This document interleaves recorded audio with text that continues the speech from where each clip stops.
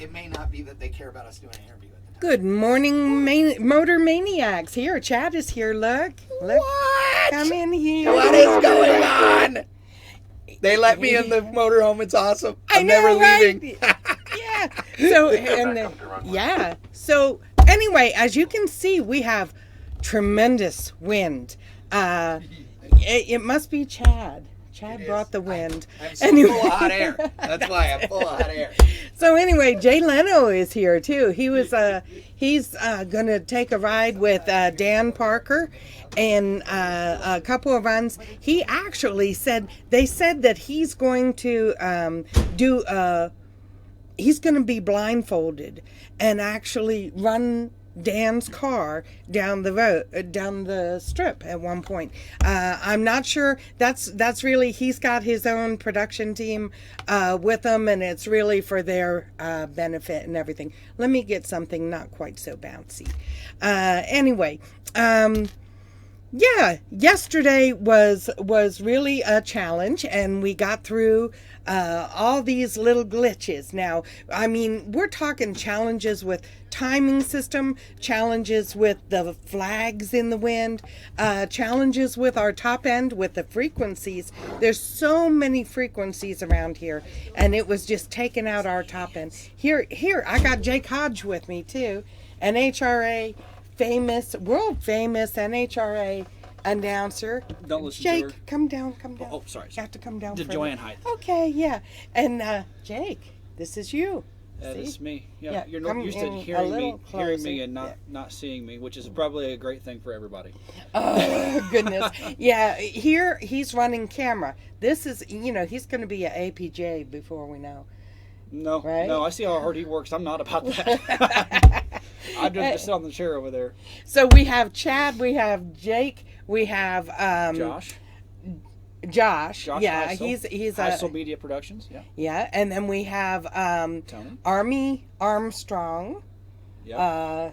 And he's from what, Diamond P? He did the Diamond P production way back in the day, and that's like Bob Fry and Army Armstrong were like the voices of that. Army was the Diamond P voice, and Bob Fry was the NHRA trackside voice and all that good stuff. So. Wow, that's really something. And then we had, who else do we have? Hold on, before we get too much further though, cut Army some slack, because as an announcer, you're only as good as the information given to you, and it's just not that they didn't want to give us information. We're all busy, and this has never happened before. Well, see, they've never done this. They've never produced this show before. I mean, it's never been a show like this. So, the timing and all that is down in the pits, Yep. and then Army is up in the. And Army's never done a live stream like this, and he has to watch the monitor provided by Mark and Joanne.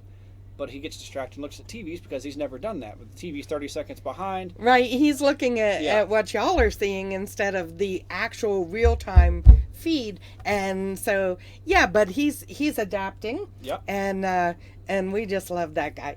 Anyway, what else we got? I don't know, but keep talking so I can start feeling my fingers before I go back outside. Oh, okay. All right, I'm out of here. Shout out to Easton. I Yep. hope your headache is better. Yeah, he's better, I think. He'll get over it. Yeah. We got, and Tony,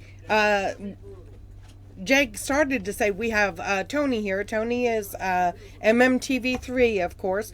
So we just got everybody here. We're all putting this together and trying to bring you a great show. Like the Griswolds. We're here. Yeah, everybody's here. So, but we're For free. and we're kind of stumbling through this desert thing, and you have to be careful. You don't want to go out after dark because there's coyotes here, and I was told that they will encircle you and take you down. That's what we were told. Now, we haven't seen any coyotes at night yet, but we haven't gone out and tempted them either. So anyway, and of course APM is here. Ta-da! So, yeah, you gotta get close to me. So anyway, and so we have two high-tech guys just chasing all the things that are all the new challenges that we're faced with. We have over 7,000 feet of fiber out, and then we have wireless on top of that, and And like I said, here again, there's our wind that we're dealing with. It's blowing the flags down. It's really having a good time. Okay, there's a big red Camaro that is like way fast that we saw yesterday, and they got some really cool cars and some really fast motorcycles. I can't imagine going 240, 50, whatever. They're going to try to go 300. 249 on the one motorcycle. 249 on the one motorcycle. Oh my gosh, there are not leathers strong enough if you come off that bike. There are not leathers. You know, I mean, even Kevlar leathers aren't going to work. So, we're going to try to bring you some of the top end interviews from yesterday that we couldn't bring you. But we're going to try to work them into the show today. Those of you who have been on Motor Mania's Facebook page, we have Dan Parker's interview. We couldn't not stick that one up there since he's one of our own.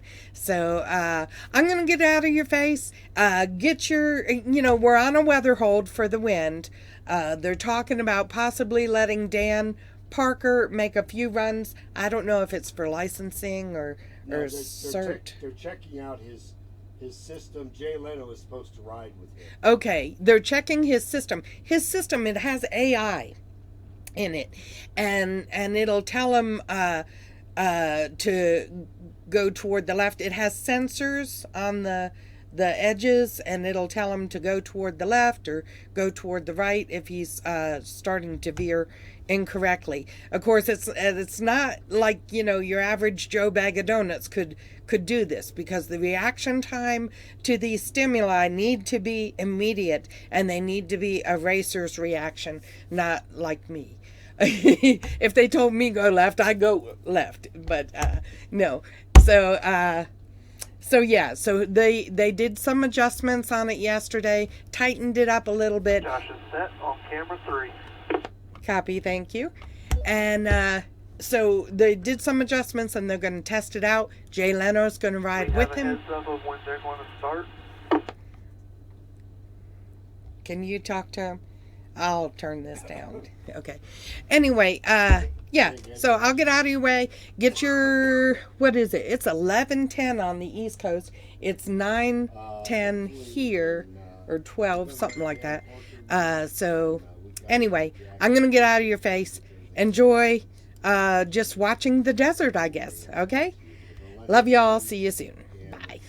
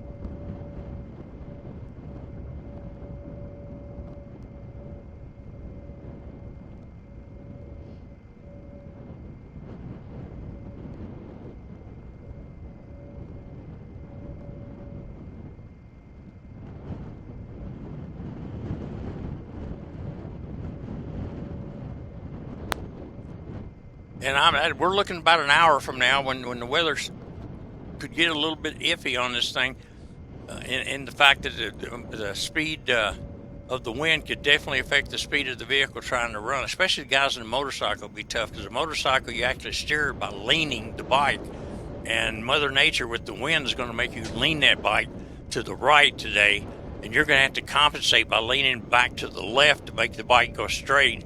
So it's going to kind of be a balancing act between Mother Nature and the wind, and you on your motorcycle trying to keep that motorcycle up and straight so you can get a good run out of it. So we'll be getting back in touch with this Army Armstrong. I'm glad you're on board today. We appreciate everybody that's taking the time to watch the event. We do appreciate you, and it's a neat event. If you ever get a chance, we'll find out if what they're looking at in the future here. But if you ever have an opportunity, it'd be worth time for you and your family to come out in this area, located in the Truth or Consequences area of or county, if you will, in New Mexico. Hospitality second to none. I guarantee you, these are some of the finest people I've ever worked with and around, and want to kind of do a good job for them, put on a good show. I'd like to see this turn into a national event. They could probably hold about 2 of these a year and make it really work out here, and I hope they can work something out. But Steve Strupp and the East Coast Timing Association are coming out into this new area for a new concept, and the concept is you're going to have a standing start and go to 1.5 miles. But what's unique is they can time you at the mile, at the 1.25 miles, and at the 1.5 miles. Records are already established at the mile and the 1.25 miles. The big trick here today is you get a chance to take a shot at a world record at 1.5 miles. So we'll be getting back in touch with you real short.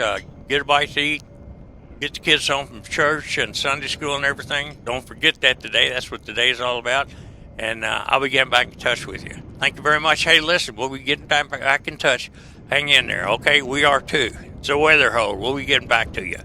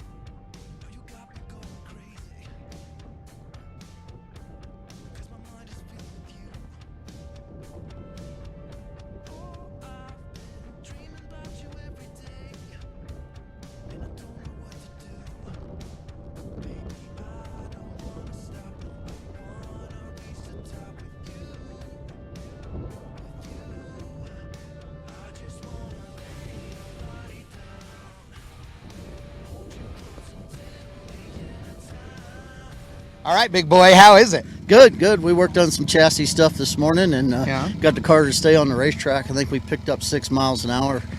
You know, the attendance crew did a hell of a job today. So, Dude, you know, we talked about that this morning in the pit, about the fact that you can't go faster if you can't keep the wheels on the ground. That's it. And it's hard, right? You know, at different speeds, the you know, bumps and texture in a race course do different things, right? So 100 mile an hour, very different from 200 mile an hour.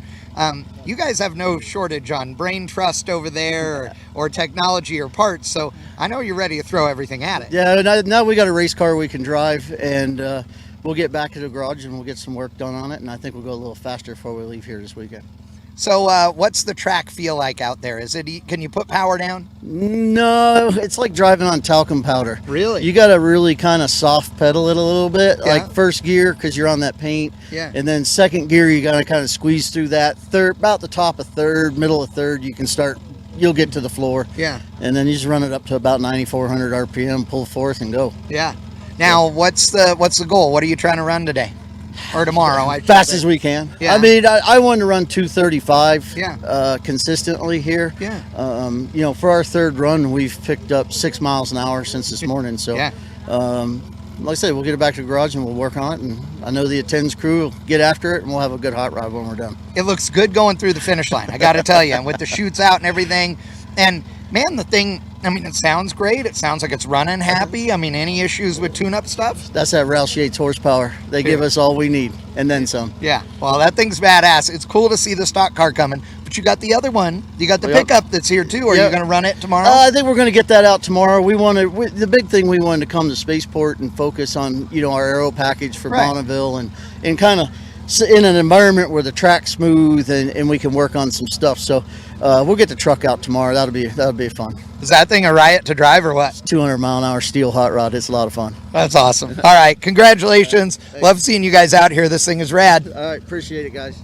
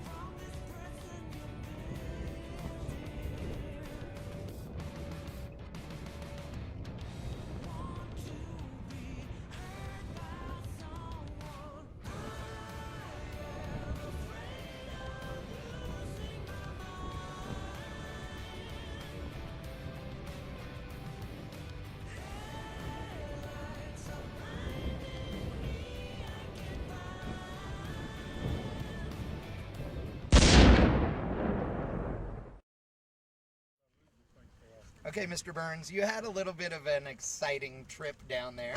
It wasn't as fast as you wanted, but it was kind of eye-opening, wasn't it? Yeah. Too much fuel.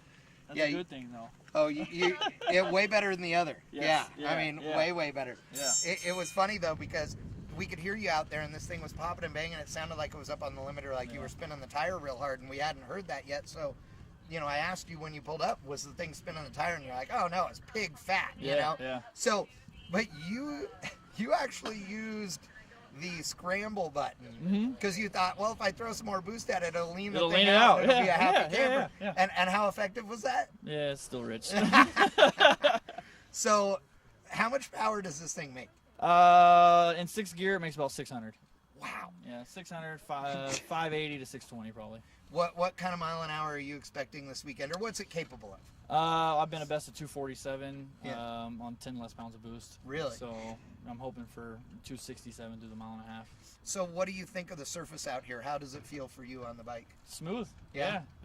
I mean, the time I was able to focus on how it felt versus watching the wideband and tell me to let out.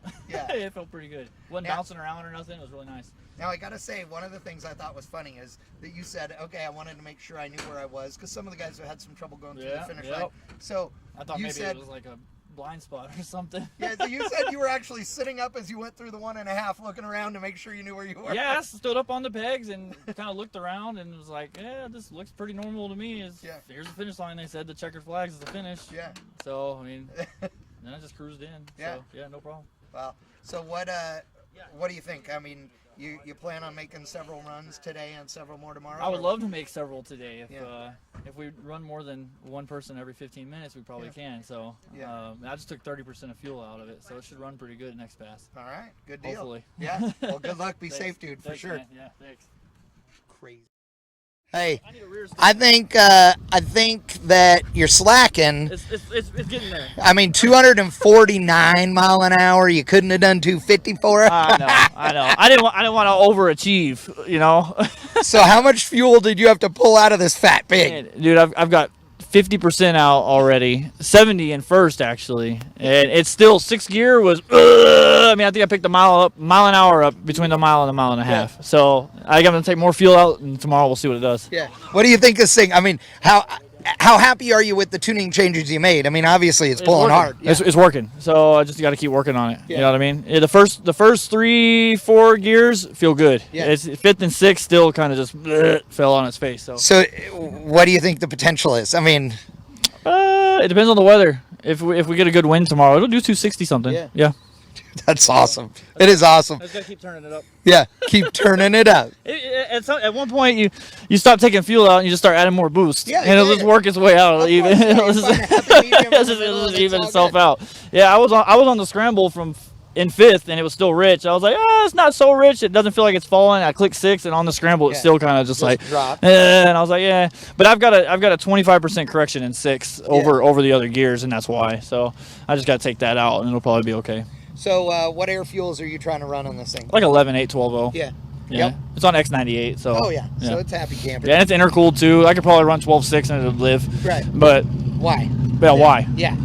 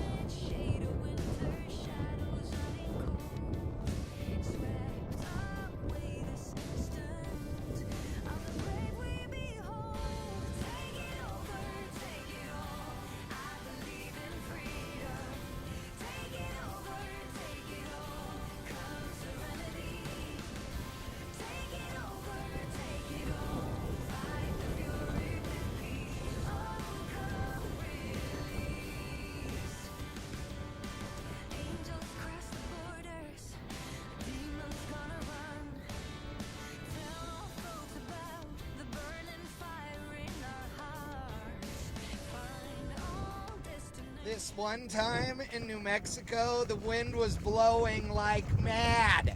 If you guys are tuned in to watch land speed racing here at the Spaceport in New Mexico, trust me, there is nothing I would like more than to see race cars going down this 1.5 miles of awesome concrete. But because of that wind, we are not able to do so. In fact, we were told by the staff here that the wind socks are like 27 mile an hour wind socks or something.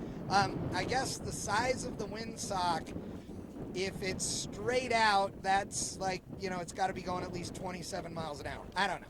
But I do know it's windy because all of these are flapping around. It's a wee bit chilly out here. We have had one car going. Yeah, appropriate footwear, of course. Duh. We have had one car rolling, though. Dan Parker has gone with his Corvette down the racetrack. Now, they're doing some test runs with, I don't know how they got the insurance to go on this one, but Jay Leno is riding shotgun in the red Corvette. Yeah, Jay Leno. So Jay is riding shotgun. Dan Parker, the blind guy, is driving, and I believe the unofficial speed just a little bit ago was 153 mile an hour or something like that. They are trying to go 202. Now, they're not going to let him go any faster than that right now because of this wind. It's 25 plus miles an hour, dead nuts across the racetrack. It's just not safe, especially we have a short shutdown here, and if guys get into the parachutes and they drag them over to the side, it would be a bad deal. So we are on a hold. Now, we're hoping that this wind eases up a little bit. If it gets down to 15 to 17 mile an hour or lower, we'll be able to run. Until then, we're going to head over to the pits, see if we can talk some smack, have some fun, find out about more cars, and see how worried about the wind all of these guys are. So, Leno's crew coming through. We'll let them go. Jay was just playing with fire trucks too, by the way. But they're doing an interview with Dan down there. We're going to head to the pits. We'll see what other trouble we can find for you. Sorry we don't have racing coming to you right now. Mother Nature is a bitch. We got nothing we can do about it, so we will have to wait until the wind dies down. But we will see you in a little bit.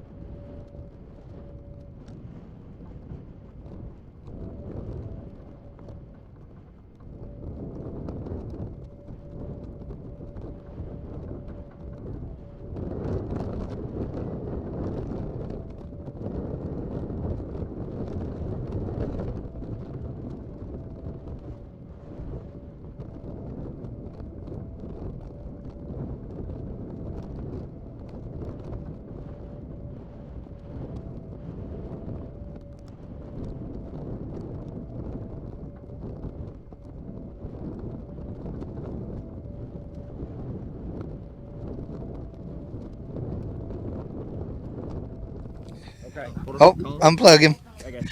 Dan Parker, you are my hero of all heroes.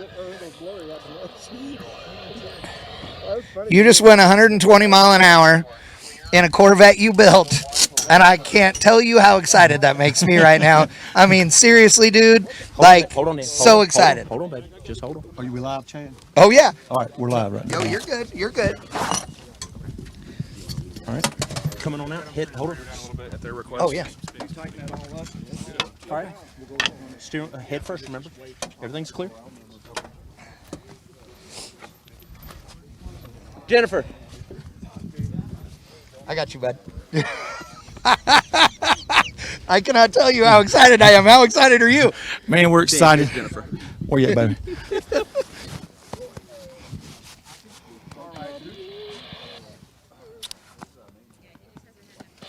Good job. Good job. Thank you. Oh my God, I can't tell you guys how excited this makes me. You guys are the best thing here, dude. Dude, I appreciate it. Man, it's been monumental to get here. You know, me and this whole crew's been thrashing for weeks on this thing. You know, that's the first maiden voyage, but that was a test session. You know, we found a few glitches in our guidance system. That's fine. That's only the first test. We ain't never got one go fast the first pass. So we're fine. We'll go home. We'll go back to the pits, regroup, and, you know, get us a game plan together, study the data, and we're going to be fine. Well, and Steve was in the car with you, and he was giving feedback as well. Yep. I know you guys are going to take that info. I mean, what does it mean to you? You know, you said you've been thrashing for weeks, but the truth of the matter is you've been building this car for a lot longer than that. I've been building it for a little over 2 years. And so this thing is, you know, I couldn't do it without a whole bunch of folks, but this is my design and my creation, you know, and I'm proud of it because everybody that sees this thing just compliments how beautiful it is, and that means the world to me. You know, being a chassis builder before I went blind, I wanted to come out with something awesome, and I think we did that. And so, you know, we're happy with it. You know, we know that we got a ways to go, but when you're trying to do something that ain't never been done before, it don't come easy. No, it doesn't. You know, and that's exactly what we're doing. You know, this whole crew, we're doing something that ain't nobody else done before, and so we're fine. I'm happy with it. Car drove good. You know, we got some glitches, but hey, that's a race car. If it was easy, they'd sell them at Kmart. Yeah. You know what? That has to be the quote for the next T-shirt. Yeah, if it was easy, they'd sell them at Kmart. That's been mine. You know, and everybody else, if you can make excuses or make it happen. Yeah.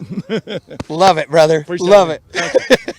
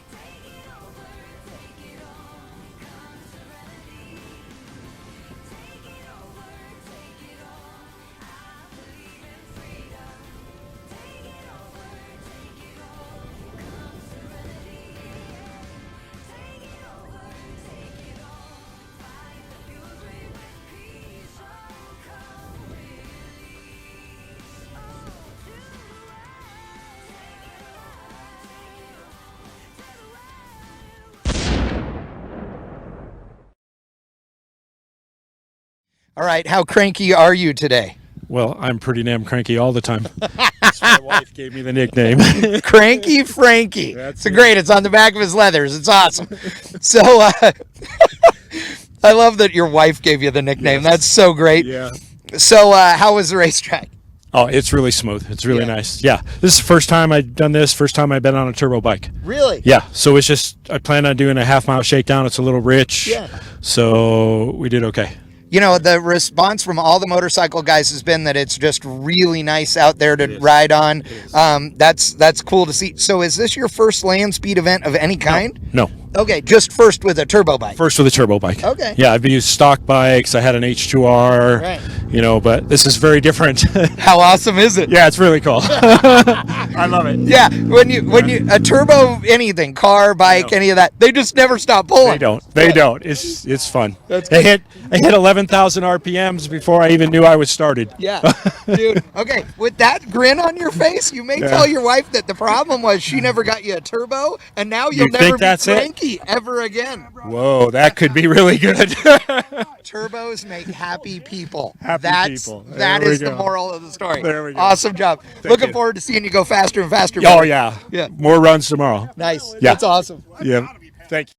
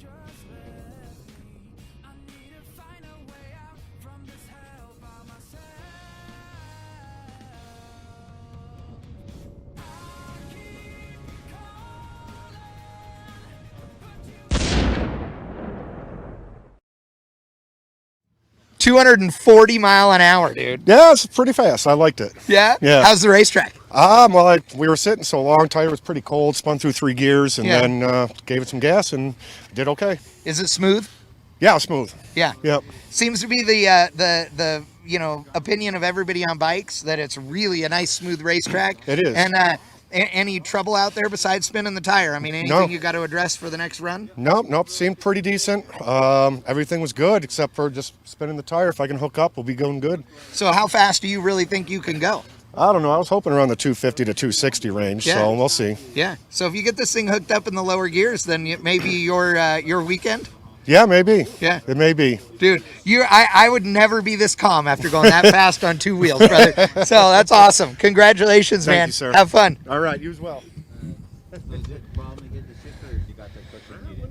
Man.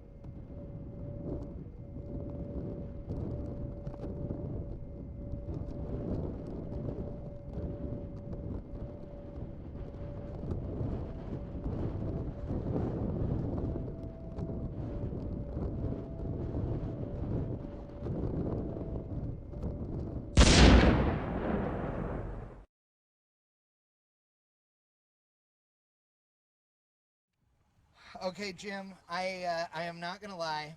I used you to make a little bit of fun of Matt over there because he went 193 mile an hour at the mile and a half in that cool long Lakester. You went 190 in the mile on this, which either makes you incredibly stupid or really ballsy. Which one is it? Well, I'm pretty stupid. I don't think you're going to get any argument from anybody there. But, you know, we took a good look at it. We haven't let it loose yet. Yeah. The cones come up way faster than you think they're going to. So, good layer of caution first time out. Hopefully the weather holds and we're going to let this thing loose. What do you think this thing's going to run this weekend? I won't say. Yeah? I think it's bad luck. I will say we've been 247.8 in the standing mile. Yeah. Anything over 250 is going to be icing on the cake. Yeah. And I got a number in my head. Okay. What did it feel like out there? How's the surface feel? Because you're feeling things differently than guys in some of the cars. Surface is good. Yeah. Like I said, I don't have a ton of asphalt experience. Most of mine comes from Bonneville on the Salt. Yep. Where we sneak up on this over miles. Right. So this thing came up about 10 grand in fourth gear, and she wanted to go, and I had to ask it to slow down a little bit. So, and the next thing you know, the cones were coming up right there. So, yeah. Good layer of caution. Take a good look, and yeah, it makes it funner when you work up to it. Right. Well, also, one of the things that's great about this event, it's so exclusive, right? It's a limited number of guys, which means that in theory, you guys are going to get a lot of runs out here, right? So you don't have to worry like at Bonneville sometimes where you get one run that you're going to make for the day. Right. This is your opportunity, like you said, check it out, feel it out, go out there and run a number. Yeah, and it's going to be good. We got tomorrow still yeah. to play with. We're sure praying for the guy that had some issues early on. Yeah. And it sounds like he's going to be okay. But a lesson learned for everybody. Yep. We're going to get smarter. We're going to do good. Yeah. They're going to want us back. We're dying to have us back. Absolutely. Well, good job. I hear another one coming. All right. Thanks, guys.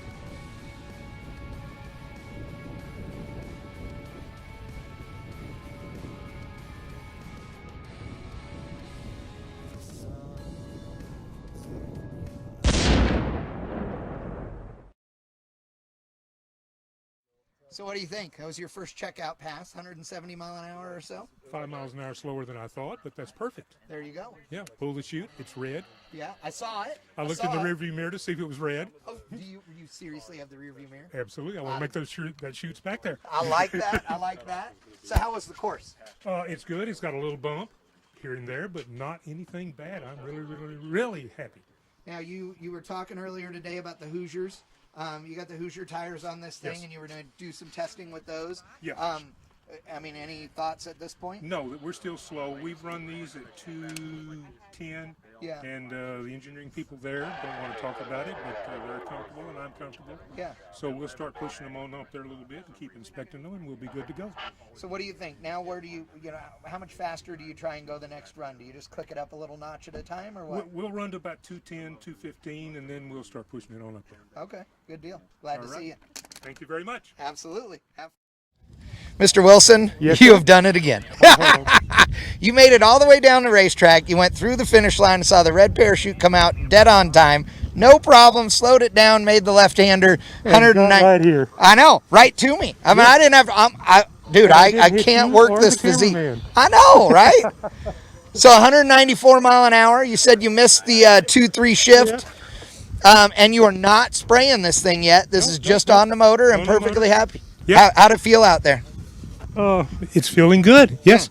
So we thought we'd get to about 200, so we're close. Yeah. We'll go to about 215 tomorrow. Yeah. Then we'll start spraying it. I love it. Nitrous is good.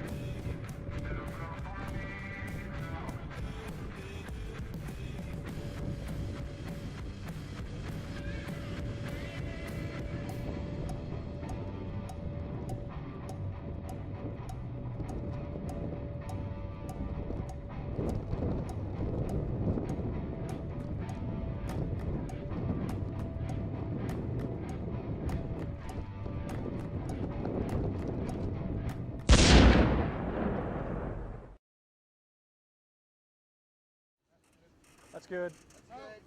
Stop. Matt, dude, 193 mile an hour. Not bad for a first time here at Spaceport. We're happy with that. We'll take that. We'll learn some stuff. She's a little lazier off the starting line than what we're used to, but we got some changes we'll make. You ran it all the way to the 1.5 miles. How's the shutdown area? It comes up quick. You better be ready. You honestly slowed down no problem in time to make the turn. I know it feels like you didn't, but you did for sure. You bet. It's taking a little bit to get used to this turn off, but yeah, we'll make some more passes. We'll get there. You know, I don't want to make you feel bad, but see that little motorcycle over there? Yeah. It went 190 mile an hour to the mile and then shut it off and cruised. For him. Yeah, I know. No way. Where's the guy that brings the wheelbarrow for him to carry his testicles in? Because they're made out of stainless and they're this big around. I'm pretty sure he clangs when he walks. Yeah, oh, he has to, dude, because I got nothing for that. That is insanity right there. Yeah, and look at him. He comes coasting up like he owns the place. Yeah, God. Yeah, I was gonna say. I'm sorry. I'm with you, dude. So tell us about the combo in this thing. So we got a 443 small block Chevy here. It's all straight car package. We're on M1 alcohol right now. We got VP in it. We got a Power Glide 2-speed transmission. It's the first time out with the Power Glide. We've typically run turbo 400s. So anyway, and we got final gears. We got some gears we can play with. So that might be the next step too. But yeah, it was a good ride. Like the concrete, so we'll keep at it. What's your overall goal for the weekend? What do you want to run out here? You know how the calculations are. It's always over 200. We'd like to do 220 plus. Yeah. The car's been proven at 208 in the mile. Yeah. Another track, so we'll get this one figured out. We'll be there. How'd it feel out there? How was the traction? The traction felt good. It was a little rougher than I anticipated. I mean, we're sitting back here on this axle. It's unsprung. The front end's sprung, so you can see it dancing around a little bit. But for the most part, it wasn't a bad ride. Just hang on, put your foot down, go. Yeah, that's awesome. I can't wait to see it. So I am hoping 225, 230, today or tomorrow. You bet. Thanks. All right, get it tuned up. All right.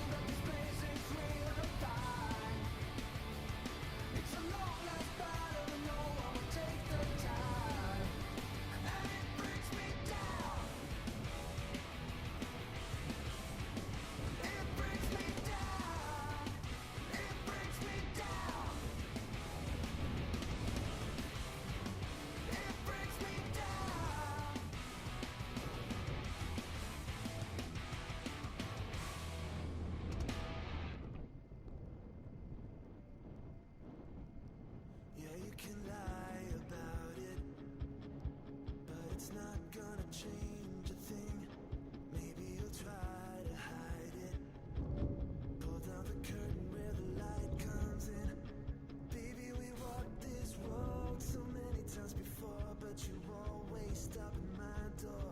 Yeah, maybe we'll fight about it, but I won't be down about it. All I know is I've been around, I've seen it before. Baby, I know this show, I know my part, right down to the core.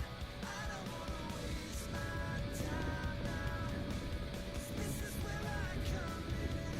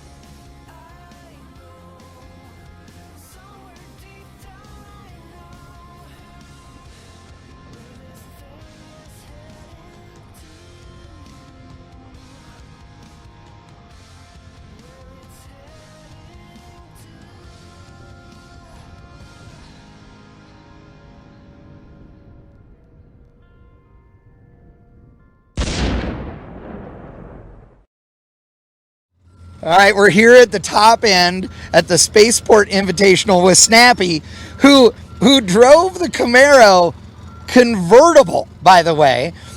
You know, some would say that aero-wise, that's not exactly the smartest deal, but how fast do you just go? I don't know. You don't know yet? I ain't got my time set No, yet. they Nobody didn't can tell you? me. Well, we'll find out for you, and but I got to tell you, this thing is cool as hell, and it looks like you're having a good time. I am. I've had fun with it now for several years. Yeah. I started racing it the year I bought it in 2012. Yeah. And now what's your goal for this weekend? I'd like to get to 230. Yeah. And we'll have to put nitro. We just ran on the blower this run. Right. We'll put a little nitrous on it on the next run. Yeah. And everything goes well, we'll load it up and see if we can get there. Now, how fast have you ever been in it so far? The fastest I've been in this car is 228.7. I did that in Arkansas. Okay, so 230 is the number. That's my goal. I just need to write. How big a Kenny Bell is on this sucker? It's the 4.7. They're a big one, yeah. That's a big blower. Yeah. Kenny Bell knows how to make a supercharger. Yeah. This thing is cool, so I know it makes big steam then. It does, but running a mile, turbos would be better. It's really not the way to do it, but I'm just trying to reach that goal. I'm trying to get to 230. Hey, don't tell Kenny that. He will whoop your ass Yeah, in mine. I know him too well. He will kill me on that one. But I love it. I think it's great. I love the color, and I think this is one of those cars that you probably have more fun than everybody else. You put the top down and then go rolling around town. Well, I don't drive it on the street anymore. Okay, well, if you just leave the keys for me, I'll handle that tonight. We'll be good to go. I'll bring it back all cleaned up in the morning. It'll be fine. Yeah. Okay? There you go. Thanks, Snappy. You bet. Good to meet you. Same here. Oh. All right, Cranky. How was that one? You look like you maybe got a little excitement on that one. Was that good, bad, what? No, it sucked. Why? What The happened? bike didn't run. Oh, no way. No, it didn't run right. What did you just tune-up issue? I know you were doing some tuning changes, so. Yeah. Ultimately, all right, didn't go right. Yeah, well, I mean, you it's got still more. fun. Yeah, you Still got more fun. runs for Yeah. sure. So what was the speed you ran earlier today? 190 something, right? Yeah, I think that's what it was. Yeah. So you get the thing tuned up, get it ready to go. You're gonna got This is plenty a of time different bike. tomorrow. Yeah. Oh, this one isn't the It's a turbo different bike. No. Oh, so you're running two bikes? Yeah. So this one's no turbo. No turbo. Well, This is stock. Okay, so that's the problem. Remember, we had this conversation earlier. I needed a turbo on everything? If with a turbo, you are not Cranky Frankie, but you take the turbo off of it, even though it's a Ducati, and I love this I'm thing. Cranky Frankie. You are Cranky Frankie again. Okay. See, so I think I have solved the dilemma. Did you? Everything needs to be turbocharged. All right. Well, that's what we'll do. Okay, good. Yeah. There you go. You heard it gonna here. Write me a check for it, or? Yeah, I'll make sure. I'll call the guys at Precision. They'll hook you up. It'll be fine. Okay, Don't perfect. worry. Okay, Thanks. good. Turbocharge everything. That's the motto. All right.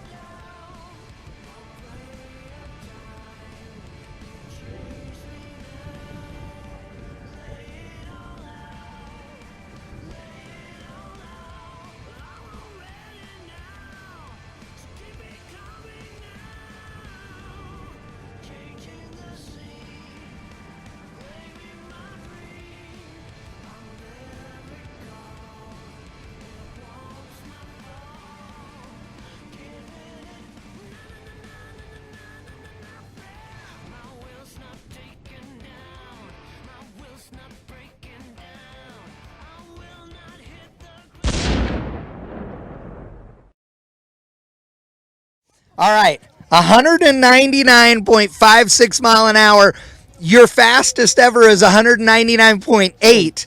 Dude, this thing is going to taunt you until it hands it to you, and then you might just pass out from excitement. I now know what it means. I now know what it feels to be a bridesmaid. So how far do you drive at that time? Just to the mile again? Just to the mile. Yeah. Are you going to try and leg it out and run it a little further to the quarter and see what it'll do? I hope if we get a little bit of the dust situation taken care of, where we can actually get after this thing earlier, and then we may. So it's all conditioned. Yeah. We're just going to try to creep up on it. 197 on the first, 199.5 on the second. We're doing 200 before we go back to Dago. That's for darn sure. In a streetcar Studebaker that's Studebaker powered with a single turbo, and they're going to go 200 mile an hour. This shutdown course is clear.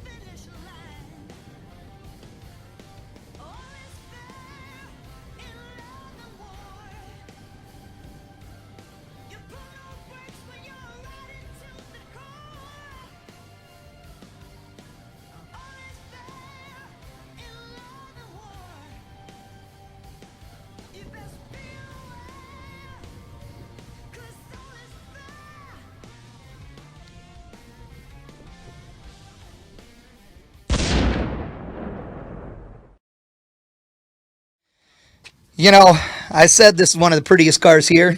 Yep. It looks damn fine going down a racetrack. Thank you. If it doesn't go, it better show. Oh, I'm telling you, this thing is beautiful. How's it feel? Are you having fun? You know, I'm sneaking up on it. I've been road racing in a GT1 Camaro for years. Different gearing, different, big fat tires, goes straight as an arrow. This one dances around a little bit. I'm kind of learning what this is. The 247 gear is a different deal. Oh, yeah. But This is our second run in the car, and I felt better than the first run, and I think it's going to incrementally get in the direction of, we'll take it up a little tomorrow, torque it up a little bit. I love it. I love it. You guys are doing what you needed to. The car sounds good. It looks good. I mean, anything that's caused you guys any alarm when you pulled it in the pits last run? Not at all. Now, we gave it a quick check over. Everything seemed, there were no leaks. Everything seemed to be nice and tight. The brakes work. This time we used the parachute. That works. It's fun. It's cool stuff. That's awesome. Glad to see you guys here, for sure. I love that you're using your iPhone for the GPS for your Speedo. You know, we were scrambling around thinking we need to put some kind of a GPS in this thing. Yeah. And then I dialed up the apps page for Apple, and it's like, it's free. Exactly. And it works really good. Hey, I will tell you also that you can get one called Speedbox that has a heads-up display version. Yeah. So you flip the button, and it inverts the image. You set it up on the dash, and then you see the reflection in the windshield. I like and it that. will be your heads-up display. Yeah, this is up a little bit, but I wouldn't mind having it up as a heads up. So yeah. appreciate that. We'll look into it. Absolutely. I love it. These guys are great.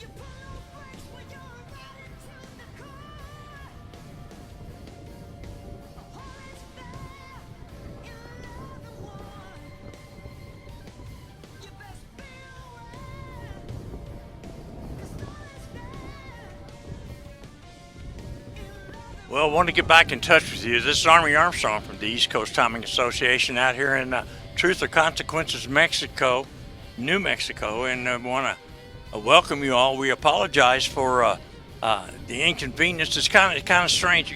If you're listening to this, you're a motorsports fan, and I'm sure you understand. But isn't it a shame that on a beautiful day like today, it's hard to explain to people why you can't race, but it all comes down to safety. It's like drag boat racing.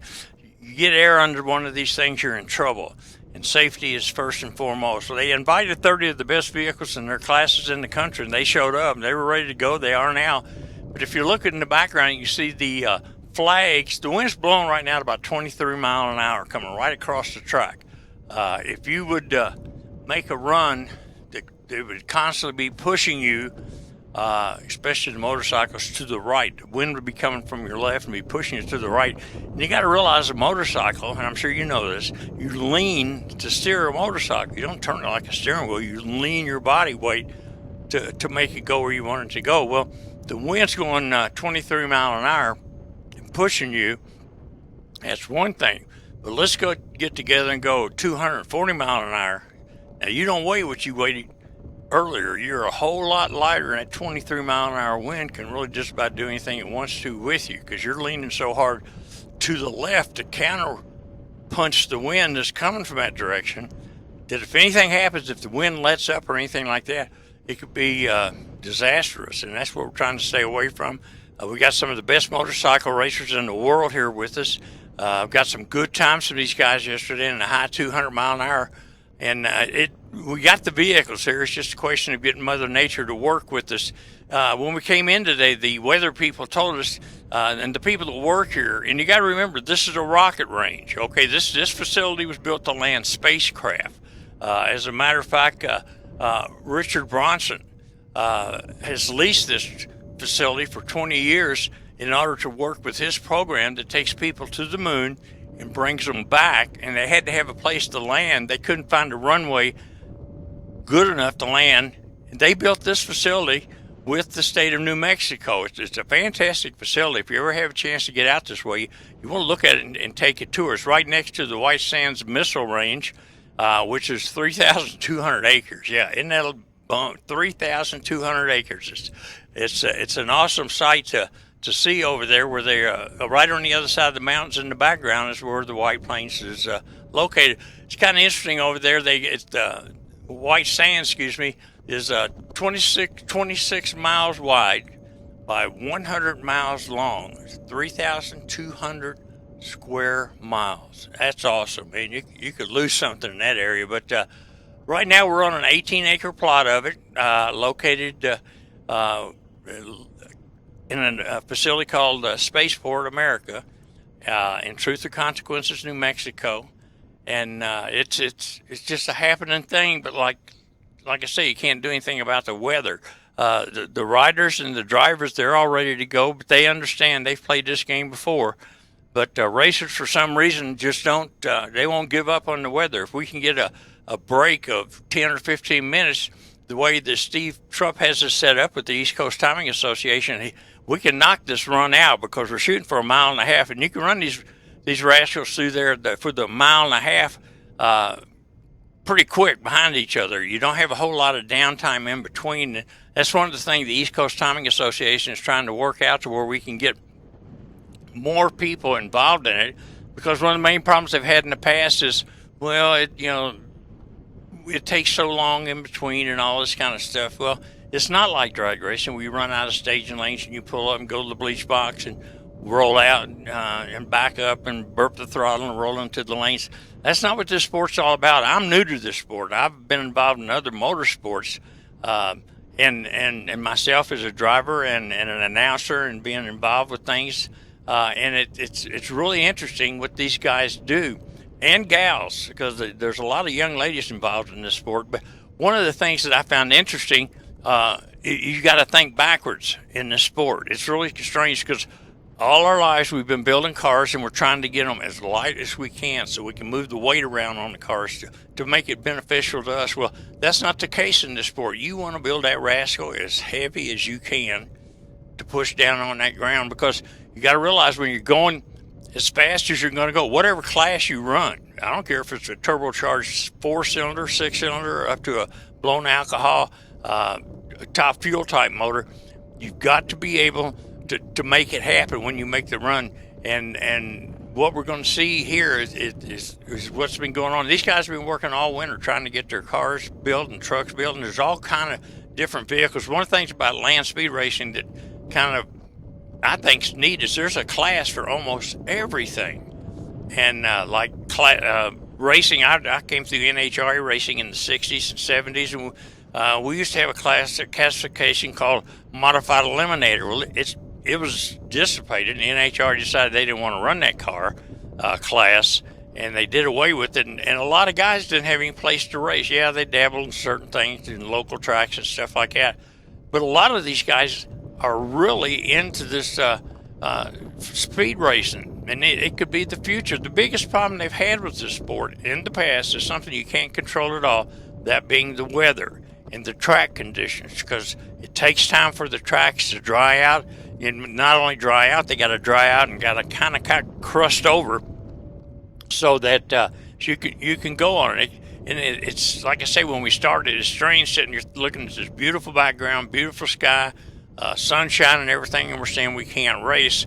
And now I know how the guys on the drag boats feel when they can't race, because it's an awesome deal. But this event, I hope that Steve and the East Coast Timing Association will stay after, because this is the event. We're sitting there looking at a little Fiat powered vehicle powered by a small block Chevrolet out of Iowa. It's a father and two sons involved with the car, and it's sitting waiting. This is like the last man standing, but he's going to be the first man down the track if this wind does go away. Look at the camera, how it's shaking right now, and also look at the shrubs in front of the camera. Look down at the bottom left. That's going to be our weather meter for today, because you can see how much the wind is moving all this stuff around, bolting the camera back and forth and everything. So I'm really sorry that we're not able to get things going right now for you, but stay tuned. On behalf of Motomania TV, these people are doing a great job. I really met a lot of really nice people, and I really enjoy working with them, and follow them on Motor Mania and keep up with the sport. Not only this sport, my goodness, they show you everything there is in the world as far as motorsports. So good people to know, good people to follow. But right now we're in a weather hold right here, Truth or Consequences, New Mexico. Stay tuned for updates because, we just want to tell you this too. Listen, remember Jay Leno? Well, we got an individual here that it's kind of an interesting story. His name's Dan Parker. Dan used to be a drag racer a number of years ago, and he ran a pro mod car. He's a chassis builder, and the guy really had his act together and everything, but he was one of the best pro mod drivers in the South, but he had an accident March of 2012 when he had a coma, was in a coma for 2 weeks. Came out of the coma completely blind, and he said that he laid in the hospital and he fought depression and everything, and he finally said, I'm not going to let it get me down. Now listen to what I'm telling you.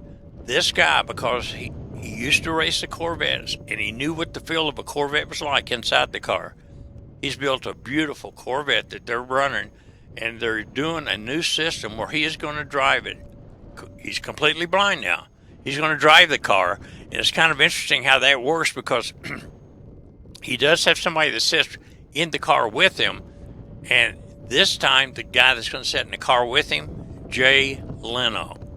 Isn't that cool? As a matter of fact, if we get a chance later today, they're going to make a couple of passes with the car. There's a lot of electronics in this car and GPSs and stuff like that to tell the computers what to do. But what'll happen if you're driving the car, it will tell you, because they've measured your track, the width and the length and everything. That car computer will tell you go left, left, left, or right, right, right. And that's exactly what you do with the steering wheel. You just follow what the computer tells you. The driver in the second seat is basically just a backup driver, like Steve Strupp did yesterday. He traveled down the track with Dan, but he's kind of an interesting story. If you ever have a chance to go to an event and meet this fella, I would suggest you do it. He and his fiance gave a tremendous speech the other night at our get-together, and he's one of these guys that you just kind of look at and you think, man, you know, but he won't quit, and that's what I think everybody likes about this guy.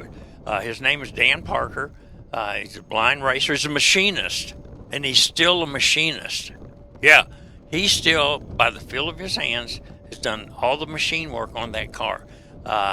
When he started to build it, people said he was crazy because of the blind situation. But the more he stayed after and got into it, and the deeper he got into it, the more people realized, hey, this guy's for real.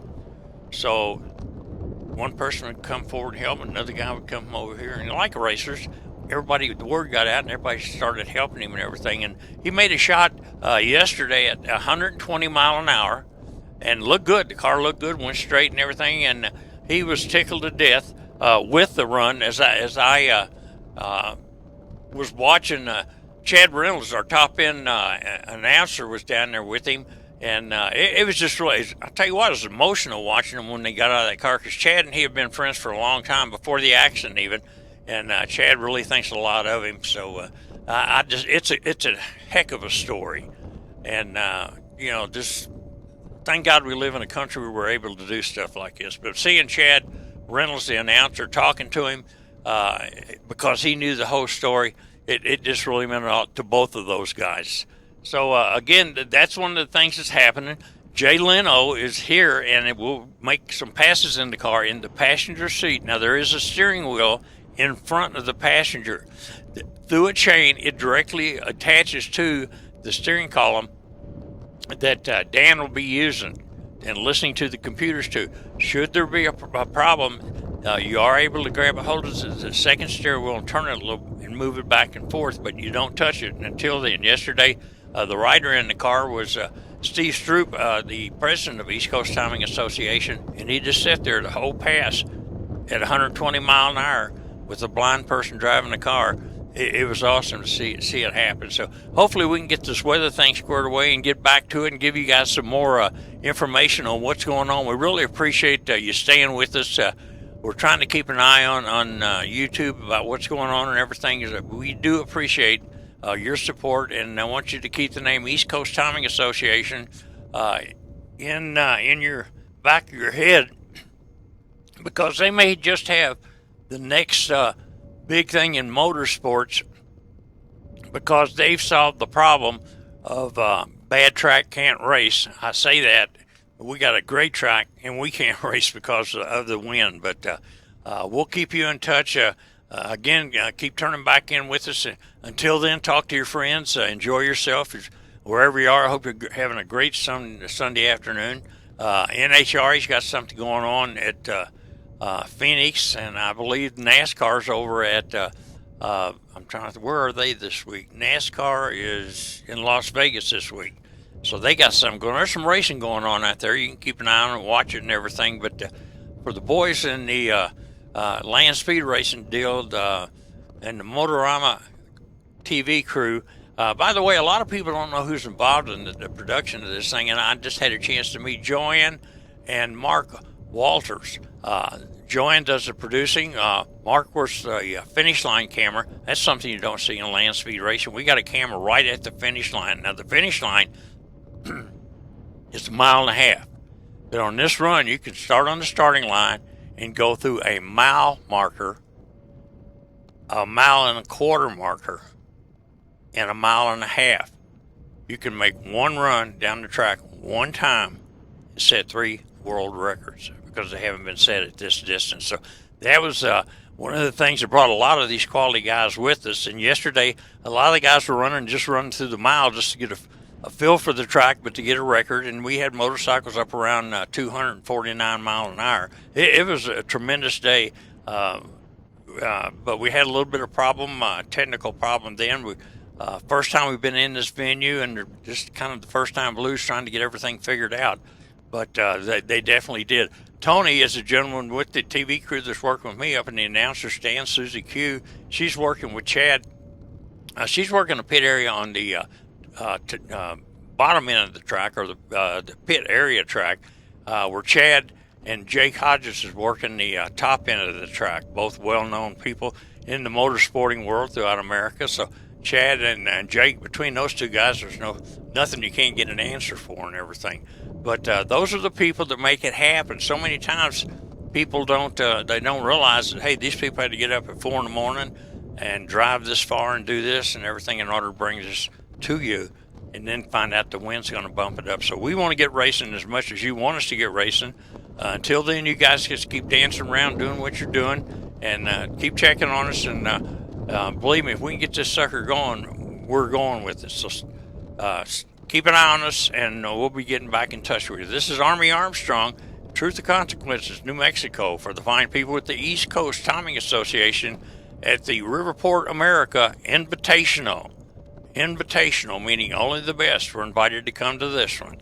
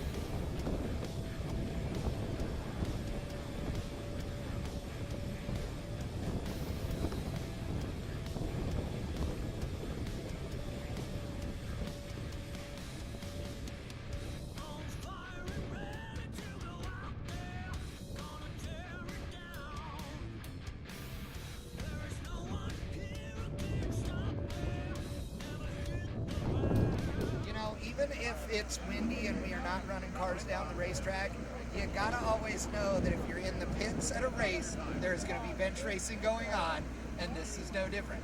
It's a wee bit chillier out here, but all the guys from Big Red are sitting there talking. They're all talking smack. They're having fun. I bet there's some friendly wagers going on. Now, I will say, the Big Red team, they went 239 yesterday. They had some issues.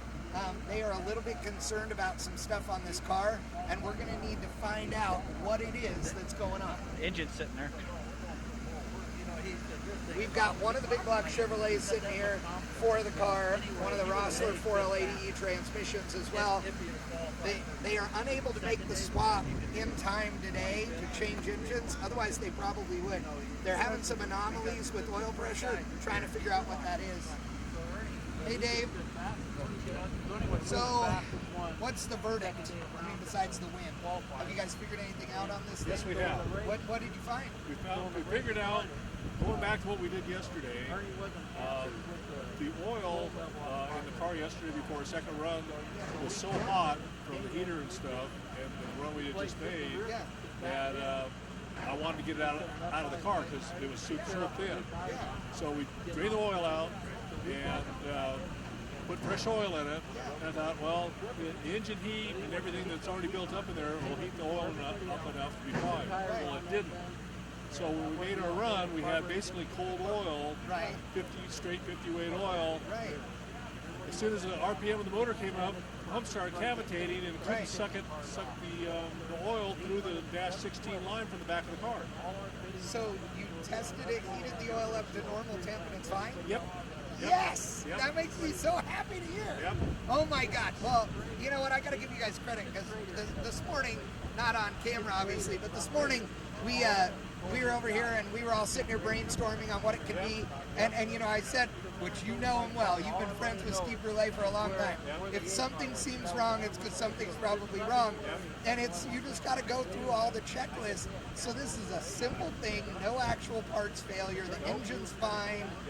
So if we can get the wind down a little bit, you guys are going out there to make some noise. Darn right, we're gonna set a record here. That's awesome. Yeah, That's we're good. looking forward to it. Dude, I'm so glad. So what do you think of this whole thing? You guys are used to going to a lot of places. You're used to racing at some really cool facilities. What do you think of this venue?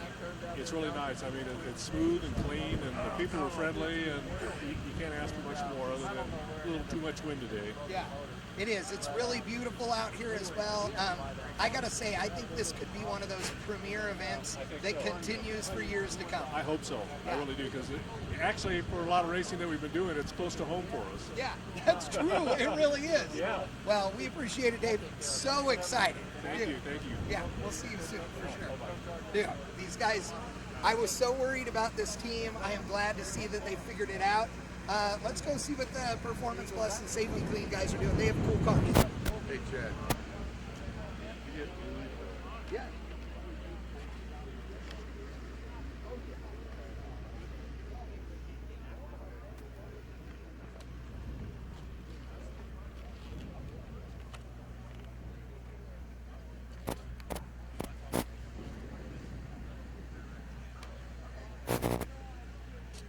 So I have to tell you, this thing is one of my favorites. This cool truck here that Aaron Brown is running, you know, the rat rod truck, so to speak, all steel. I'm not sure on the engine combo in this thing, but I mean, this looks like absolutely appropriate in the Suede Palace at, you know, the Grand National Roadster Show or something. One of the things that you'll note, plexiglass over the grill, right? So that it's better for aero. It's got a CNR radiator in it, of course, the NASCAR guys, you know. But you don't really notice that until you walk up and see the reflection, which is pretty cool. Now, Aaron's already been driving the Performance Plus Motor Oil stock car. This thing's Roush Yates power. They said it makes 800 and something horsepower. Cool car. He's made multiple runs in it the last day, and it sounds good. It looks good. Not been quite as fast as they want to go yet, but I think they're sneaking up on it. It'll be interesting to see. Now these guys said that they picked up 6 miles an hour just doing some chassis tuning and some shock tuning. one thing you'll see here, lots of shock absorbers, right? These guys are set. No matter what they need to change, they've got it. You know, again, this is a NASCAR crew, you know, or ex-NASCAR crew members, etc. It's a mix of them. These guys are great. They know what they're doing, and they are definitely guys to watch. They go down the racetrack every single time, and it's a clean run. You don't expect this car is aerodynamically excellent, so we'll see what happens. If we get the wind speed down today, keep them straight and going down the racetrack, this one could set some other records as well.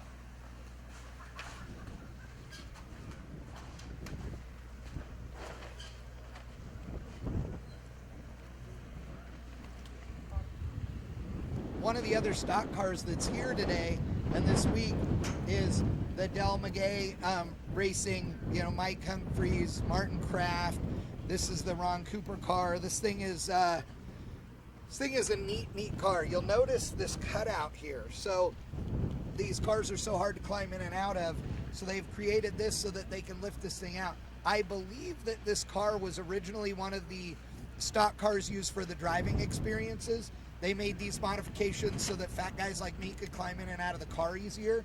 I believe that's what this car started out as. A lot of dynamat in this thing to quiet it down. It is also a machine that's fun to watch. They had issues yesterday, ran off the end of the runway into the dirt. Not going to do that today, I guarantee you. It'll be interesting, though, to see what this one does. Now, two rookies that we have here as well. Both of these cars, these guys packing up. They think that they're not going to get runs in because of the wind, but both of these cars, rookie cars here this weekend, fairly stock GT350 Mustang, hoping to go 170 mile an hour, and then the Studebaker, which I did not see run yesterday. Did you guys make a run in the Studebaker yesterday? Did you guys make a run in the Studebaker yesterday? That's the driver right there. His name is Reed. Okay, but did you run or no? Okay. Hey, Reed. So tell me about the cars. You didn't get to run the Studebaker yesterday, No, we're right? going to run it today. I've never done land speed anything ever. So we ran this guy yesterday towards the end of the day. And then we were going to run it again last night. Couldn't. Now we're going to run this today, and then we're going to run this all day. Yeah. But yeah, this one would have done some good numbers. Yeah. You know, but it was fun. We had fun, so. You just figuring the wind's not going to slow up enough for I you? mean, 4 or 5 hours from Milwaukee, so we got a long ride back. You know, so we'll figure But was slow it up. fun though? It was real fun. Yeah. So you're hooked now. You're Oh gonna yeah, do this totally, some more? totally. Hell yeah. So how fast did you go in the Mustang? It was like almost 170. Yeah, and but first run, you know, I was really off it, but I don't think it had much more than that, really. Yeah. You know, it's totally stock, bone stock. Just brought it down here because we had room on the trailer, and tried out with that, and then go at it with that. So, you know, it was fun. So you're gonna come to Arkansas and run some Yeah, hell yeah. CTA events? Hell yeah. That's good. Yeah. Glad to see it, dude. Yeah. You know, we've been doing land speed racing for a long time, and it's a different ball game, right? It's different than road Totally. racing, different than drag racing. Yep. It's weird, but it's fun. Yeah. It's odd. You're like, why am I going this fast for this long? Totally. Right? You don't normally get to do this kind of thing. And Yeah. So it is pretty neat. It is, and I mean, the car works for it. I mean, this is a tarmac rally car, but you know, it's a good car for it, and we're gonna do some work to it, drop it down a little bit, do some more aero to it. So in Arkansas, we'll see if we can pull some more numbers. You know, yeah. Well, good, Reed. We appreciate you being out here. Be careful going home. Oh yeah, thank you. Appreciate All right. it. Dude, that's what it's all about. And the cool thing about the ECTA is that you can come out and you can go to an event, you can have a good time, you can run your stock car, right? They have some speed limits that you are, you know, maximums you're allowed to go based on the year of the car and all those things. But it allows you to come out with some basic safety gear and be able to make runs, and that's fun, you know. Now this is one of the cars that really is truly special here this weekend. It is a Studebaker Avanti. So those of you that are not familiar, these cars, you almost never see them anymore on the road. If you see them, they're at a car show or what have you. They're really rare now to see. Limited production run on these cars to begin with. This one, 291 cubic inches of Studebaker V8 with a 76 millimeter turbo. This is a really simple setup in the grand scheme of things. You know, it's carbureted, so it's a blow-through setup. It's got snow water method injection on it. The interior in the car is mostly original, except for the seat and the roll cage, obviously. It is great looking. It looks totally retro, and this thing goes 199.8 mile an hour like it's its job. They are hoping to go 200 miles an hour today. If we can get the wind to slow down, they could do it. This car runs 199 miles an hour pretty effortlessly, but it's a street car. I mean, it's registered, it's insured, it gets driven. You have a whole lot of fun driving it too, don't you? How can you not? I mean, come on. So, how hard does this thing pull down low? Down low? Really? Well, the way we have the tune-up in it right now, it's a no power valve setup in the carburetor. Oh, so okay. it's basically Tourette's. Yep. Right. Straight to 30 pounds. So it's trying to basically launch it on a rock hard radial. Right. The Pirellis. Yeah. That's awesome. So it's kind of like, it's an effort. Yeah. It's definitely an effort. You know, it's kind of crazy because you just don't expect this Studebaker V8 to be able to hold that much power, make that much power. I mean, and with the 76 millimeter turbo, it is. It's all about the keep it simple, stupid. Yeah. I mean, seriously, you can go right, but you don't have to. Right. And sometimes doing it in a simple manner, it's just kind of sensitive. Well, and this is such a rare car. It's such a pretty car. It's such an iconic car in the Studebaker world. So nobody expects to see it out here doing it. It's hurt some feelings. I refer to the car name-wise as the Enigma. Yeah. It shouldn't do what it does, and it does it on a regular basis without even breaking the sweat. Considering I did 199.5 and spun the entire body. Right. I mean, zero traction. Yeah. And then had a little issue at the end of the track with the visor fogging up. Yeah. We got that taken care of just running today. Well, I hope that the wind slows down. I hope to see this thing hit 200 miles an hour for the first time. It has been fun talking to you every time you get out of the race car. Thank you very much. Thank you for everything you do. Absolutely. This one is going to be fun to watch. Absolutely. Thank you, guys.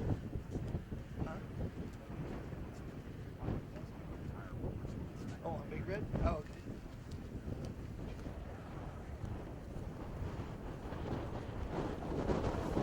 It's not a good sign. You guys calling it done? Yeah. You guys, I know that you guys were running yesterday and having some fun with it. It seemed like the car was working. Are you just figuring it'll be too late in the day by the time the wind slows down or what? Yeah, it's just we're down here for a good time, have some fun, and got a couple runs in, and it's snowy and cold at home, so it's nice to be here. So that's a good thing. Well, we'll see. This car is no stranger to the salt, no stranger to any land speed events. It will be back out for sure. As you can tell by all of the blue oval stickers that give you all of the Bonneville National Speedway years that this thing has been out there, this car has some miles on it. Yeah, they're all straight. Yeah, exactly. Sorry.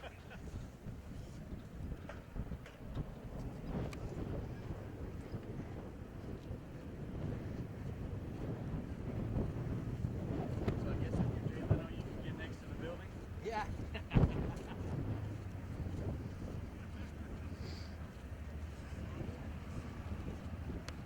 So this car over here is one that I find really interesting. Driven by Ron Hope, owner and driver of the Rat Trap Fuel Altered. This family, the Hope family, has a bunch of cool cars. They have raced all kinds of fun things, and they just have a good time. They do it because they believe in the racing world. They believe in car racing in general, and keeping the sport alive. Note that the arrow on all the control arms, cantilever shocks like an Indy car,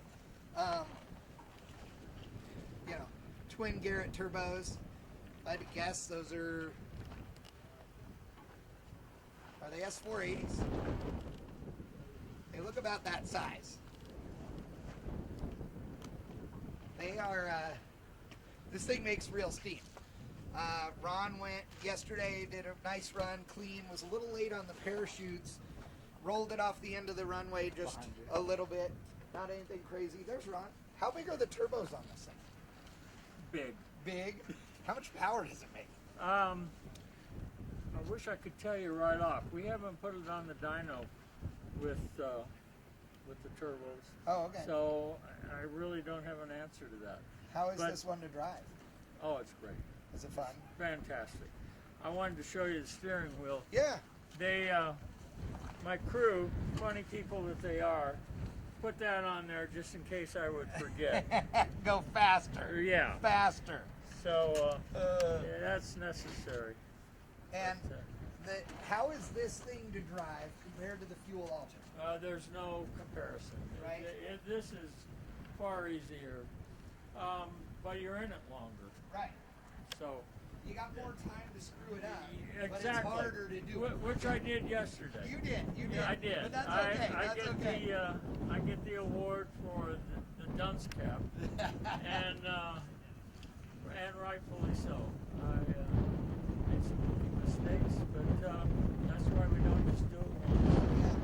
Well, now tell me, you guys have so many race cars in the family. You know, this is a family affair. It's your brother and you and your son, and all, I mean, and the kids, grandkids, all of that. Yeah, it's so cool. I mean, is that why you do it? Is because it's the family affair? Well, that in part. I think my brother and I are probably responsible for infecting the rest of the family. And I use that word infecting accurately. But no, it's a great family sport. It's something, some folks play golf, we do this. And we all support one another. A few years ago, my wife said, I've watched this for years, I want to do it. So I told her if she did, we'd build her a car, which we did. And she ran at Bonneville. She's licensed for 150. So that's great news. Yeah. Did she have a good time with it? Oh, wonderful. Yeah. Now she wants to go 200. Good for her. Good for her. And we've got a car that we can put her in, and we'll go 200. But then we can get her license in. But no, it's a wonderful sport. It is one that brings a lot of people together. And while we're all competitors out here, we're all really family of sorts as well. Oh, I agree. There is nothing any of us wouldn't do for the other ones.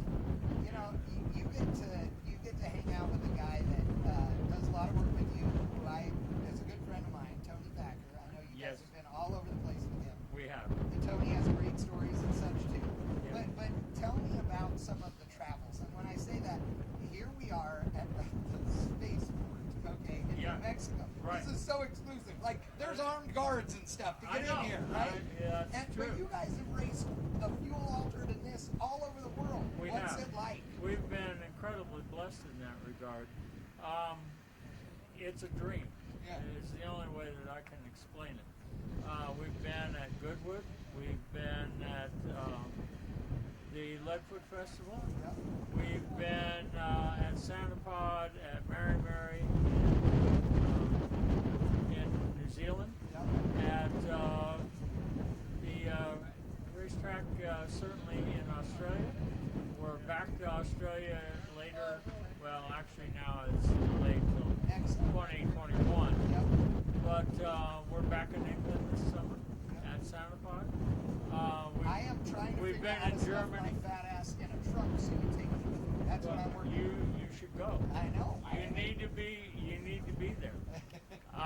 It's almost a requirement, I would think. I think so. I got would think it is.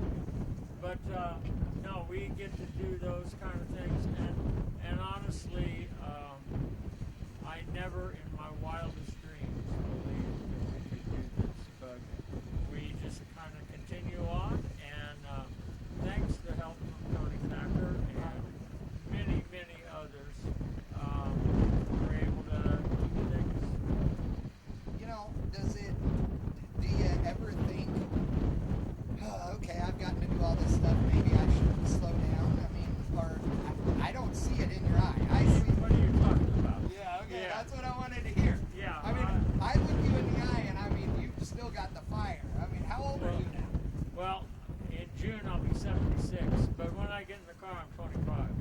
we all?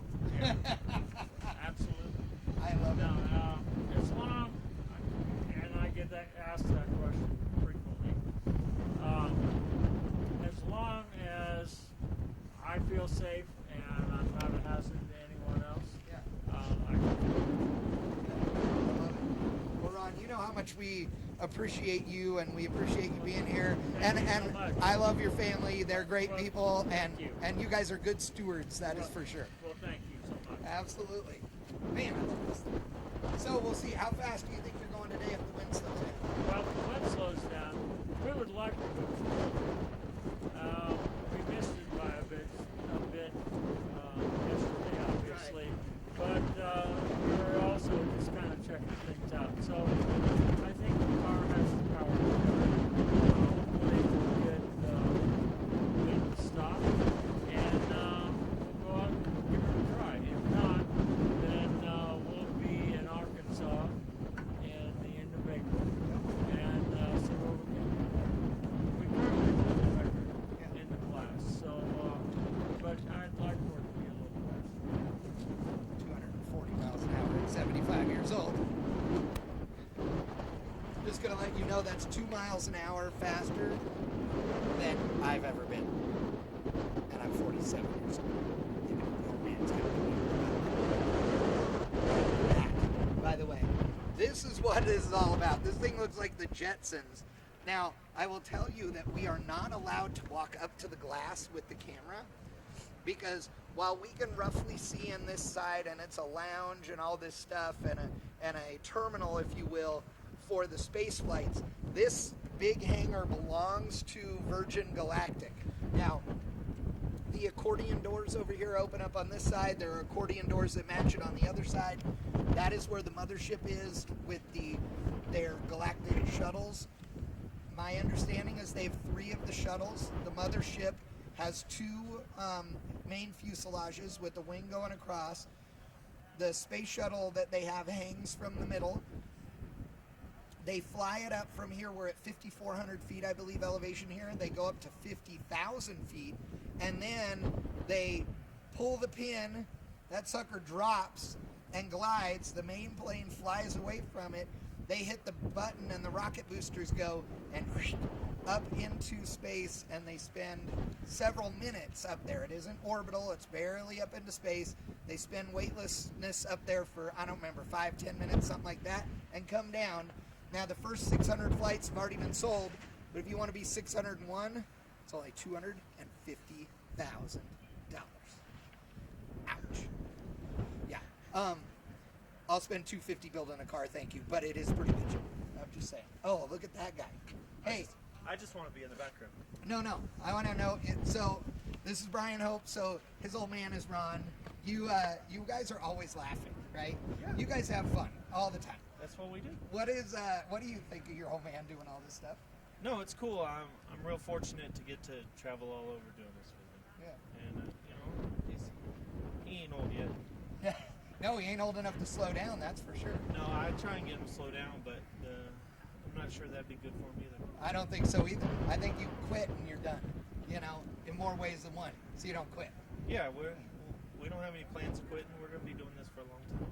Well, he was talking about how awesome it is because it's a family affair, and he loves the grandkids and the nephews and his brother and you and everything. I mean, I know you, and I know how much the family means to you. Would you do this if it wasn't for your dad and everybody else? You know, I think I look for the day it'll be slower pace. Yeah.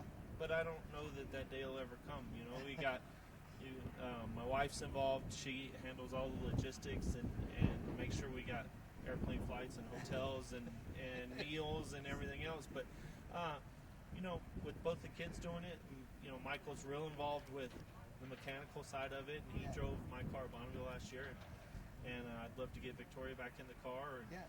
And so I don't know what the answer is. I know we got a lot of stuff, and until we break it all, we're going to keep doing it. I have seen you. You can tear up the crowbar, but yeah, I mean, but you know. that's part of it. Exactly. You know? You gotta make sure you test it to the limits. Absolutely. All right. Well, the old man wants to go 240. Yeah. If the wind dies down here in a little while, I expect it.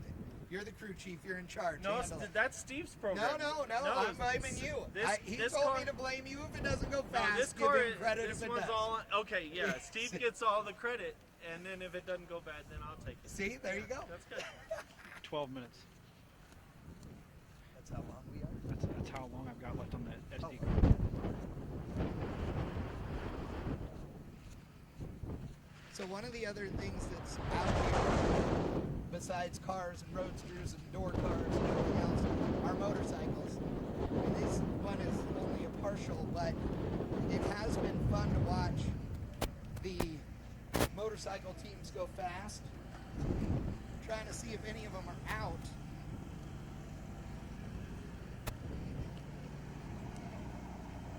We got bodies, but the bikes themselves. Here we go. These guys have been going 200. Well, we've had several 200-mile-an-hour motorcycles. We've had 249-mile-an-hour motorcycles. There are motorcycles out here that are capable of going 300 miles an hour. This is insanity. I'm out. I like roll cages and steering wheels, but I give you guys credit. Hey, you look familiar. I don't know who you are. Same stuff. I know, Shane. How are you? Good. What what's it like going this fast on a bike? How fast? Like anything over 200. I don't know. It's kind of like a walk in the park. Going to get the groceries. It kind of just depends on the conditions out here right now. It'd be sketchy. It'd be sketchy. Yeah. It legitimately would be sketchy. Yeah. Now I gotta say, yesterday, no wind. It was really, really nice. A little bit of wind, but not much, right? But everybody in cars was talking about, that it was smooth, but there were little bumps here and there and everything. Every single motorcycle rider was like, "Man, this racetrack's great." Are they really that smooth? Right. This track is flat. It has a crown to it, but from A to B, it's flat. So whoever did the concrete job, great work. It is. I mean, there's a few little bumps. But when I ran, we were about 211 miles an hour at the quarter-mile mark, and it started raining pretty good. So at which point you feel a little bit of modulation. Yeah. We have some experimental bodywork we've been working on for a while now. That stuff has to be run in basically a 5 mile an hour and under head cross or any kind of wind. So with those conditions, it wasn't something that was conducive for healthy operation. We've obviously made an adjustment for the conditions, and we're going to do it again. We're going to take all the bodywork off and run naked. Now, you've been how fast naked? 270-something mile an hour? No, with the three-quarter fairing, basically how it's set up right now, we've been 277.9 in Texas. As a team, we hold the world record for the world's fastest naked, no bodywork bike in the world at 265.3. Is it just trying to peel you off of the thing at that mile an hour? Actually, at Boring, we got to a spot where it finally was. I got to a spot and I go, I think this is fast enough. Yeah. So we put the bodywork back on it. We were chasing one of our old competitors, Bill Warner, for years and years and years. He set the bar at 255 running naked in 09 at the Texas Mile back we were running Goliad. So that was one of those cornerstone moments in time or in land speed racing that was like, I want to do that. We want to do that. And then you align yourself with folks that help you do that. So we were able to accomplish that. And now we're moving on down the list in pecking order. So it's one of those things. You got to wait on conditions and do the best you can each and every time. Do you think the wind will die down enough today for you guys to make it? We are at Denver. We've run the most crosswind at Denver was about 20. It was a 15 to 20, maybe a 22. It was a solid 17. So to answer your question all the way around, yes. If it goes down to a 15, we're going to take all the bodywork off and run naked. One of my supportive guys over here that's got a shop next to me, Chris Barnes, went 249. Good kid, too. Awesome guy. He's super fun. Oh, yeah, he is. But I just really can't let him leave with a 249. So, I mean, sometimes everybody, you go back in life historically and you look over everything that you were able to do as a team, and you can always generally point to a person, thing, or being as to, well, why did you do that? Yeah. It's like, well, right now the reason we did it is because we don't want to not be the fastest people at the mile. Right. So we feel pretty confident even in a 15 to 17 cross, we can get a 250 naked and get that behind us, and not try to salvage the trip. There's a lot of wind out here. Oh yeah. Well, we appreciate it for sure. It's good seeing you out here. Good luck. It'll be fun talking to you at the top end. See how fast you can go naked, which makes me a little uncomfortable to say. Not gonna lie. Yeah, well, it is cold out here. It is. It is. All right, guys. Thank you. All right, folks. What? Oh yeah, we're gonna go over and look at Big Red. Look at the tire warmers real quick. Give you some update on that, and then we're gonna throw it back to the racetrack to see if we can get this wind to stop. All right, so some of you guys on the live stream have been asking about the tire warmers on the Big Red Camaro, and I'm here with the owner and driver, RJ Gottlieb. How are you, RJ? Are you having fun yet? I'm great. I'm having a great time. As soon as this crosswind dies down, I'll be even having a better time. But no, having a great time.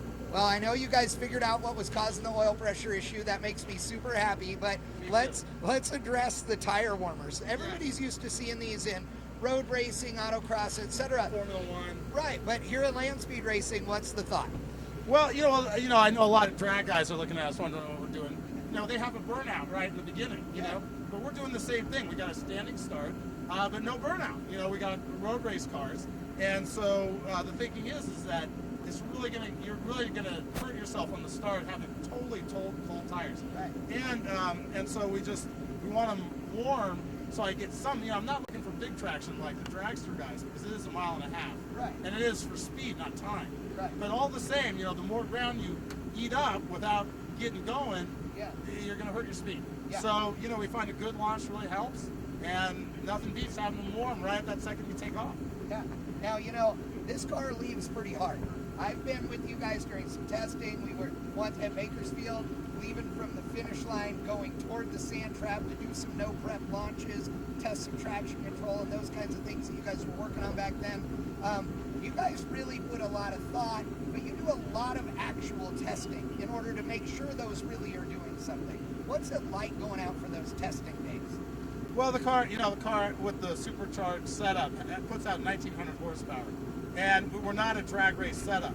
So it's really has a problem at the standing start. It's great in third and fourth gear, but how do you start a car like this? And that's why we got to try different setups and take it out and test it, because you can't make it real soft like a dragster, because at the back end, I'm doing over 260. Yeah. You can't have that. So it's sort of a compromise of things. And so we want a hard start. Like I said, it's not going to be a dragster, but we want a hard start. To be able to get it up there. And I think we got it at a pretty good balance right now. So you went 239 yesterday, but you were having issues with oil pressure, so you were backing the thing off. So now we know that wasn't really a problem, so you're going to be good. If the wind dies down, what do you think you guys can run today? I think this is such a great venue in that the course is so flat, and the air quality is really good, and just the nature of the concrete is really good traction, and that's one of our big problems, even down at the back end. And so I think this is a day we could potentially break our record. Yeah. And maybe do the fastest we've ever done. I mean, I'm not saying we will. I'm saying it's potentially we could, and I'm certainly going to try. I love it. Thanks, RJ. Thank you. Appreciate it. This car is one of my favorites. I'm a '69 Camaro guy. I got one at home, and everybody loves this car. They are all rooting for you. So thank you. A man after my own heart. Yeah, exactly. Thanks.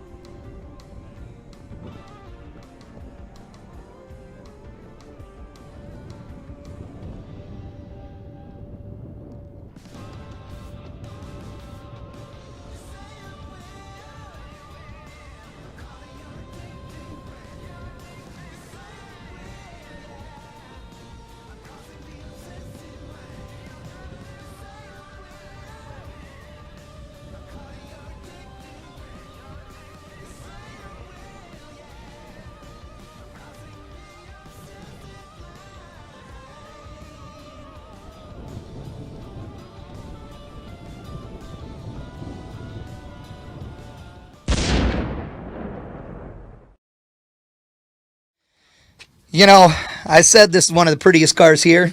Yep. It looks damn fine going down a racetrack. Thank you. If it doesn't go, it better show. Oh, I'm telling you, this thing is beautiful. How's it feel? Are you having fun?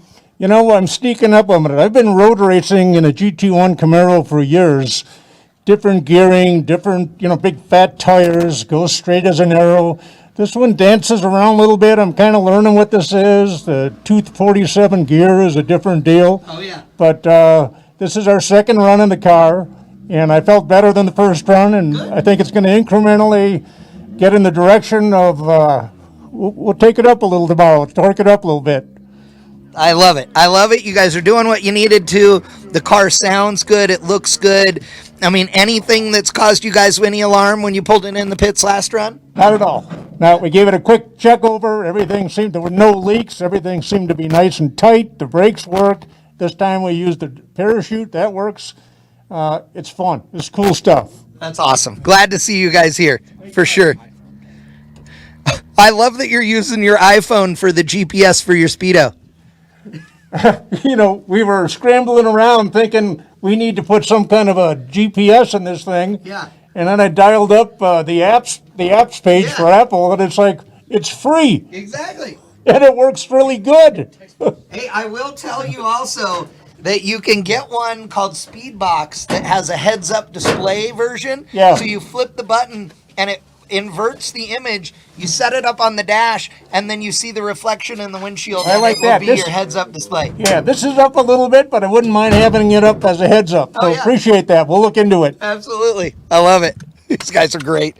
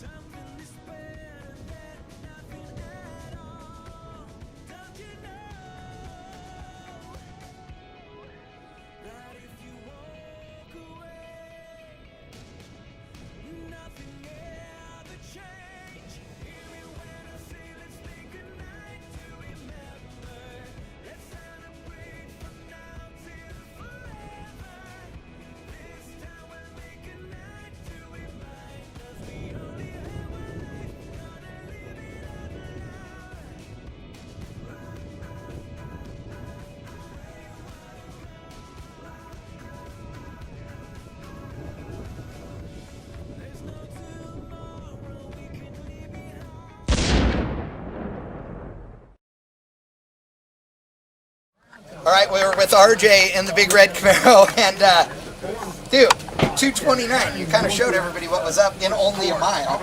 Yeah, well, we're actually just getting warmed up. We had the car geared for a mile and a half, and they wanted us to do a 1 mile run, just to do a preliminary run, just to kind of get warmed up. And with the mile and a half gear, which is too much for a mile, we still did 229, which we're happy with, and good initial run. Just really excited to be here. It's an incredible venue. The runway is the smoothest I've ever run on. Really good traction, and I think when they let us do the full course, I'm really looking forward to doing. I'm hoping to do our fastest time, our fastest speed. Our fastest right now is 266 miles an hour, and I know me and the team would be really jazzed if we could break 270. You know, you've been to a lot of different venues, run on runways, a lot of different racetracks. It's saying something when you're excited about a venue. Absolutely. This is, it's a concrete runway, but I think it's about 2.2 miles. Yeah. And, a lot of these places have been run down and the asphalt's degrading, and this thing is just pristine. It's flat. There's not seams, into different parts of the course. And Well, it's just, hey, we're rolling. We're rolling. Awesome. Good job, RJ. Thanks, brother. See you later. Thanks, guys. The Big Red Camaro is clearly bringing the heat, dude. They go to 1.5 miles under power. Can it go faster than 270?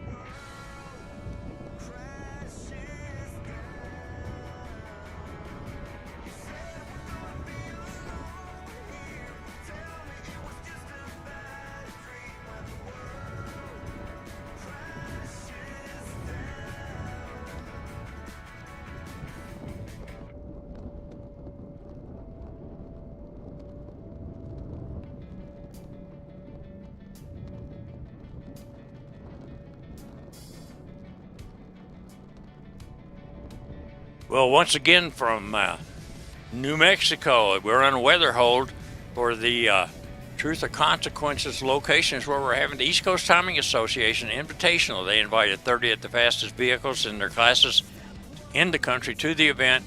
The problem we have is wind, but Chad Reynolds been going around talking to some of the drivers about what they're doing. He had a chance to talk to some of them, and we thought you might be interested in listening to what they had to say. Of course, everybody knows Chad from the stuff he does. All the racers definitely know him. He's known throughout the country, along with Jake Hodges, his camera guy. So they know the right questions to ask and know the right people to ask. And let's just see what we can come up with and let you kind of know what's going on here. But we're still in the weather hold. We're still waiting to see if Jay Leno is going to be able to be involved with us today with the car that the giant blind Dan Parker, the blind racer. He has the car. He made a pass yesterday, went 120 mile an hour, completely blind, involved in an accident. He's a machinist and used to be a pro mod driver, had the accident, came out of depression, built the car, and now Jay Leno, and everybody knows Jay, is taking an interest in it. And if he does make a run today, one of the things we're trying to do is to get Jay involved in it. He would like to ride with him. How about that? He would like to ride with him. And they're looking for speeds. They're at 120 now. They got to that. They're going to be looking for speeds more than that. Can you imagine going down a highway at 150 mile an hour, 60 mile an hour? You can't see a thing.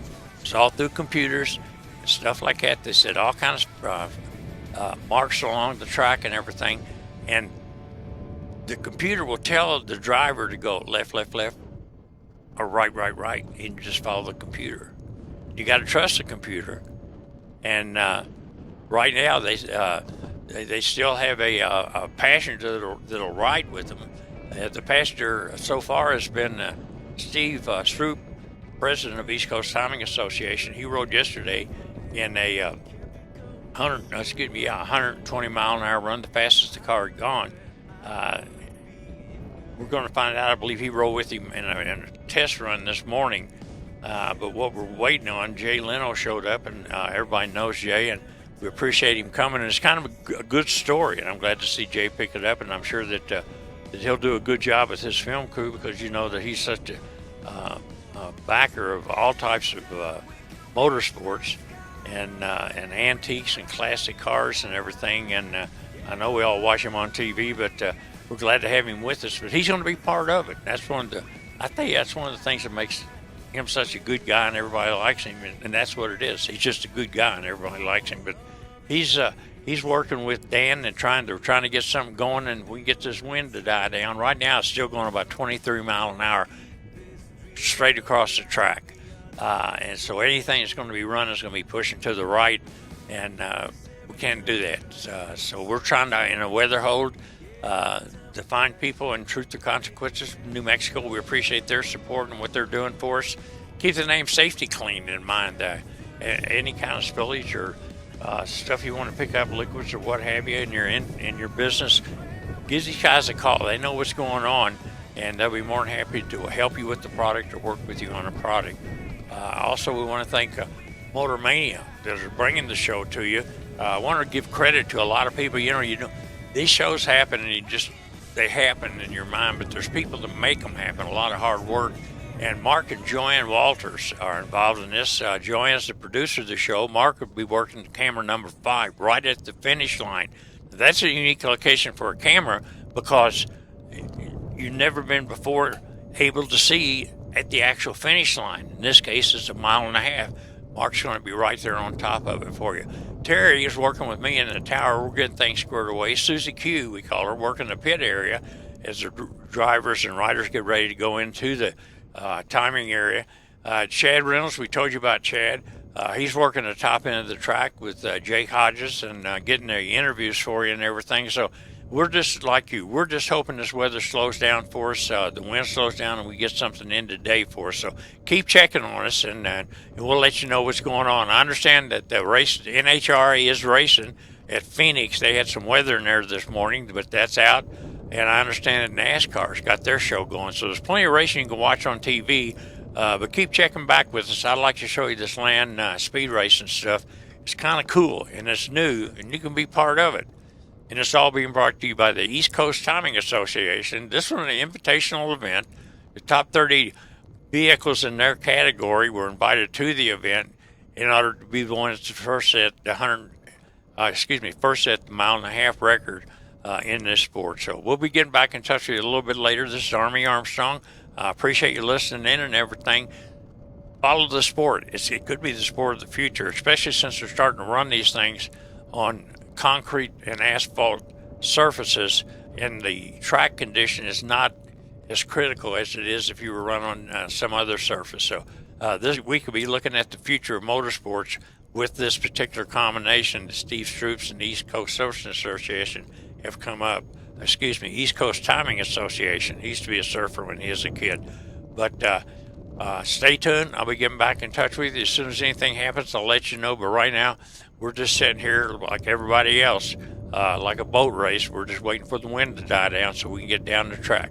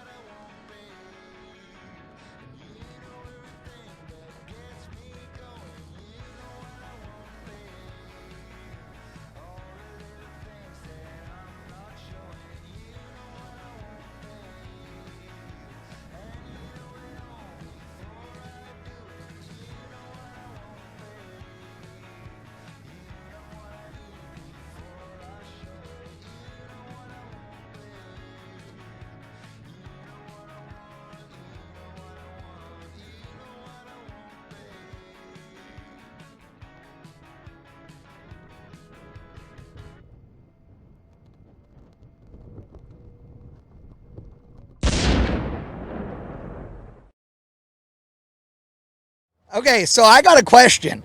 At first, I thought there was a Ferrari decal on the nose of this thing. Oh, no. Then it looks like a camel, but I'm not really sure. I think it's a deer. What the hell is that thing? It's a dancing moose. A dancing moose? Yeah. Does that mean you're Canadian? No, I'm Minnesotan. Yeah, no, that's Canadian. It's the same thing. You're so close. Might as well be. You're all brothers, eh? It's all the same stuff. So how's the Mustang working? It's breaking up a little bit in the third gear and fourth gear. We're just working some bugs out.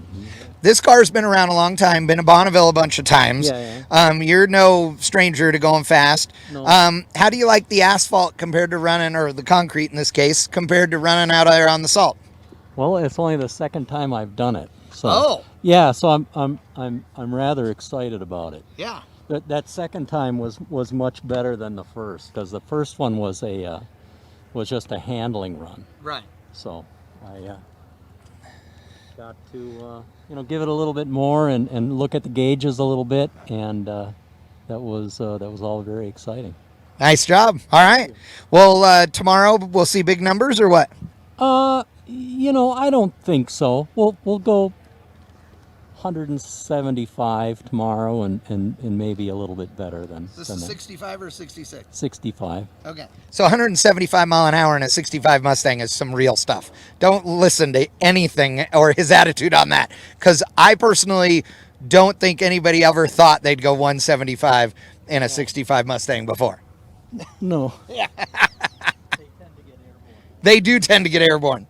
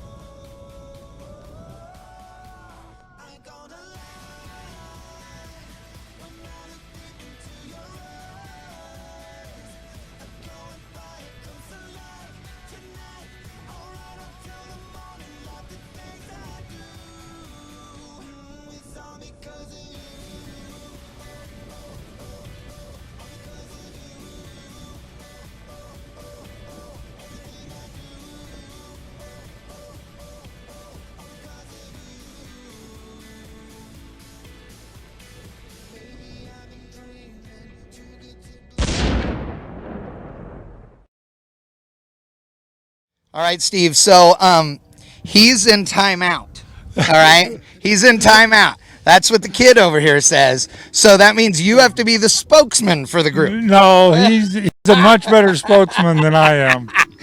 Hey, but I understand you're the one that keeps this thing pretty all week at home, and he dirtied it up just a little bit. Just a little. Not bad. No, not bad. We can't take care of.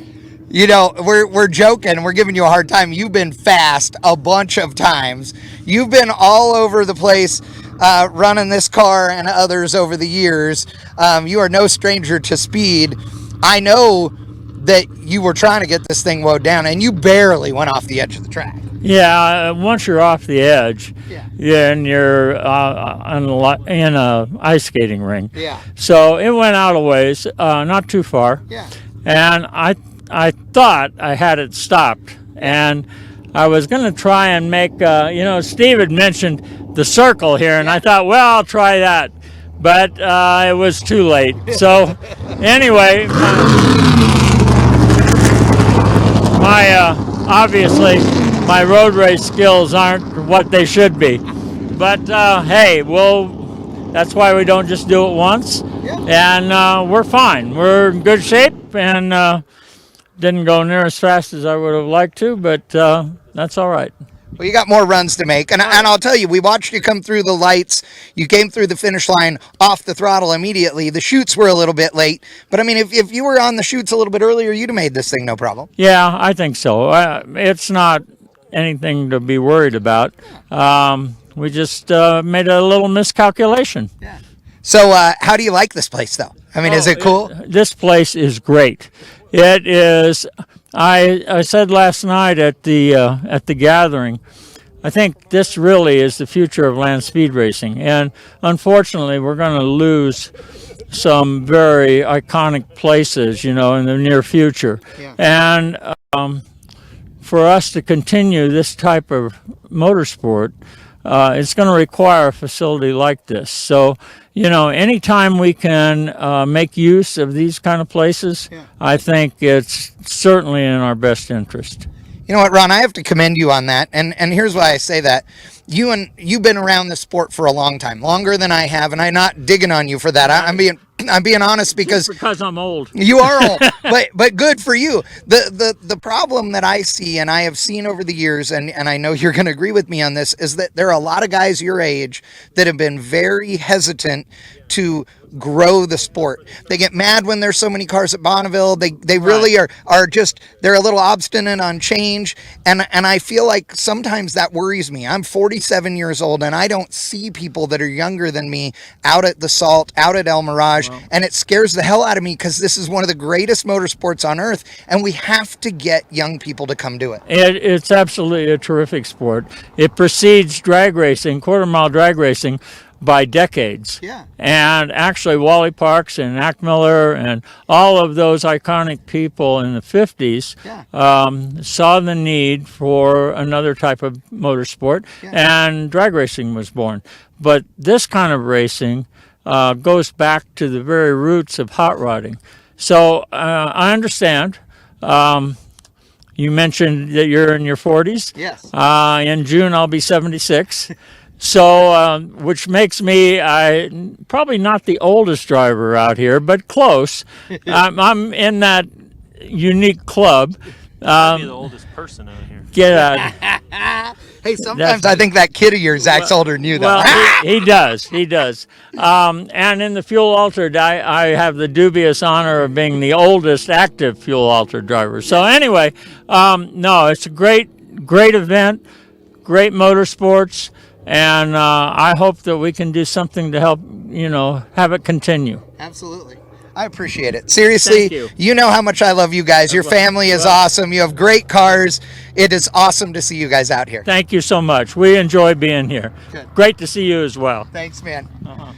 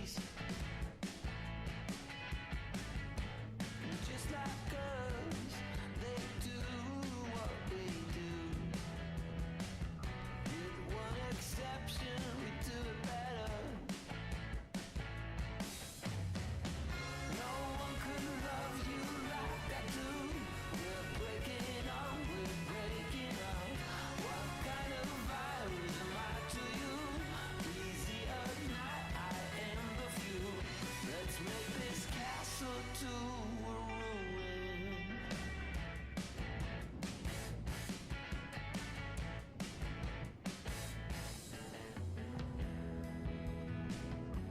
We're stepping on line, sleeping with eyes wide open,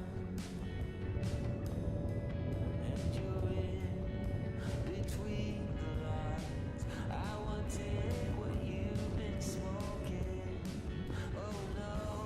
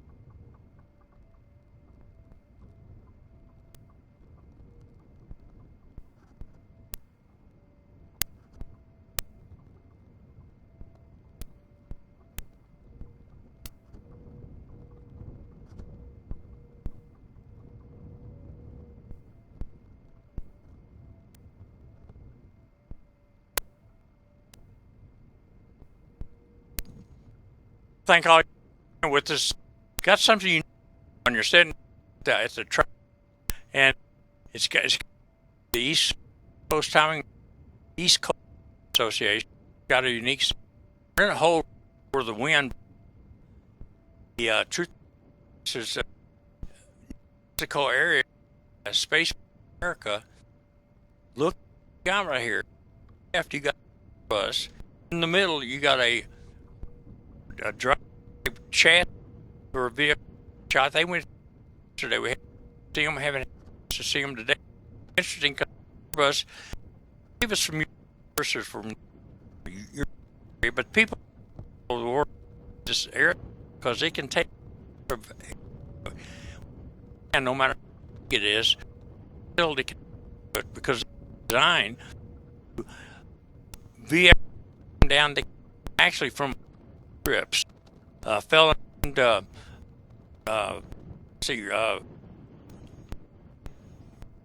remember the name branch was Virgin Air. We heard about Air Europe and together he's actually sees airplane that he the edge of let go of the air after you pick on an air and you back and post right down the earth, and this is where you're supposed to put this facility built for it. Every state of New Mexico saw the potential. Found this area at the border. They're looking at now. Get a shot down the course here. The unique is in racing a record 5 and 6 for you can right. This is going area. We're going to a mile and a half. It's a magic. That's where record bus is going. Taking us like went through a mile right there. No idea how. We'll see if we can get the information. Now he goes a mile right there. Now he's a mile and a half. Pull it up. Second, there's a Camaro round truck. Good. That's off the ground. 8 times. Makes a shot down the track. Everybody's happy. No music inside the. Everybody's having a good. Hope too. All about it. Mile and a half. Mile and a half number, like I said, wants to set that what you just is a situation cause one time through a mile and a quarter, and a half. Set 3, 1 run. Your foot on past the mile. You went past the mile and a half. Actually, on at this set record. So that's an interesting opportunity since we're in the hope to sit with our visitors. We understand from Europe and we're coming. Hope they themselves. Hope you're having a. We apologize for the it's kind of a situation.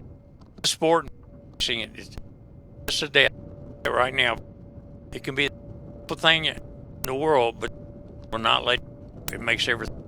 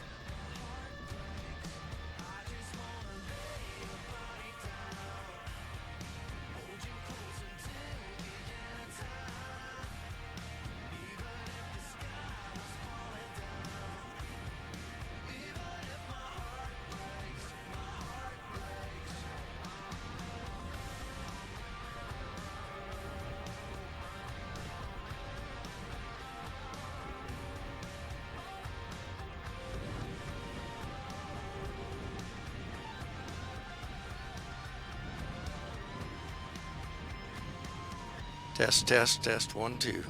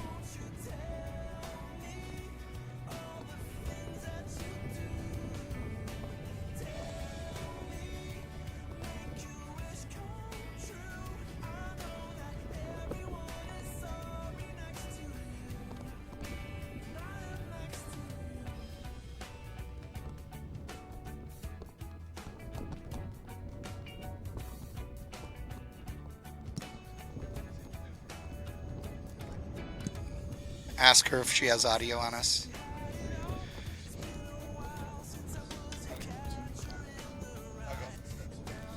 They are on, so.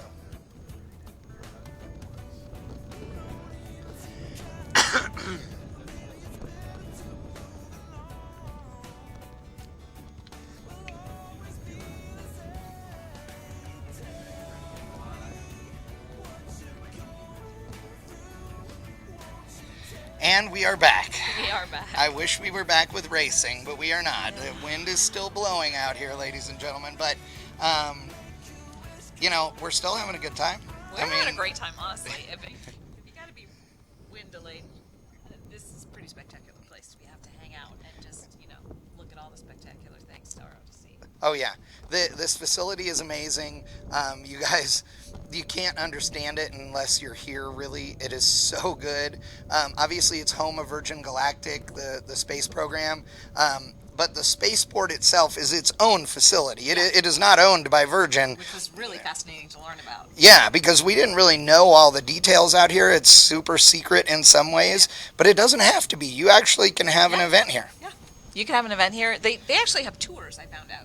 Yeah. You catch a bus and come in from, I think it's maybe Truth or Consequences. You come in and get on a bus, and they will take you on a tour. But they don't get to see the stuff that we got to see. Right. Yeah. There are a few things we were able to go into, some areas of the Virgin Galactic building because they were so gracious to host our party there the other night. Yeah. But here in the SOC Center, which we're calling it the VIP building, but it's actually it's Space Command. I mean, this is it. Yeah. So this is where they control all their vertical launches and everything else, which we found out about. So they actually do vertical launches here, so traditional rockets being launched up into space. With payload. Yes, with payload. Like all kinds of interesting things, from beer and hops and medical things. That's right. Yeah.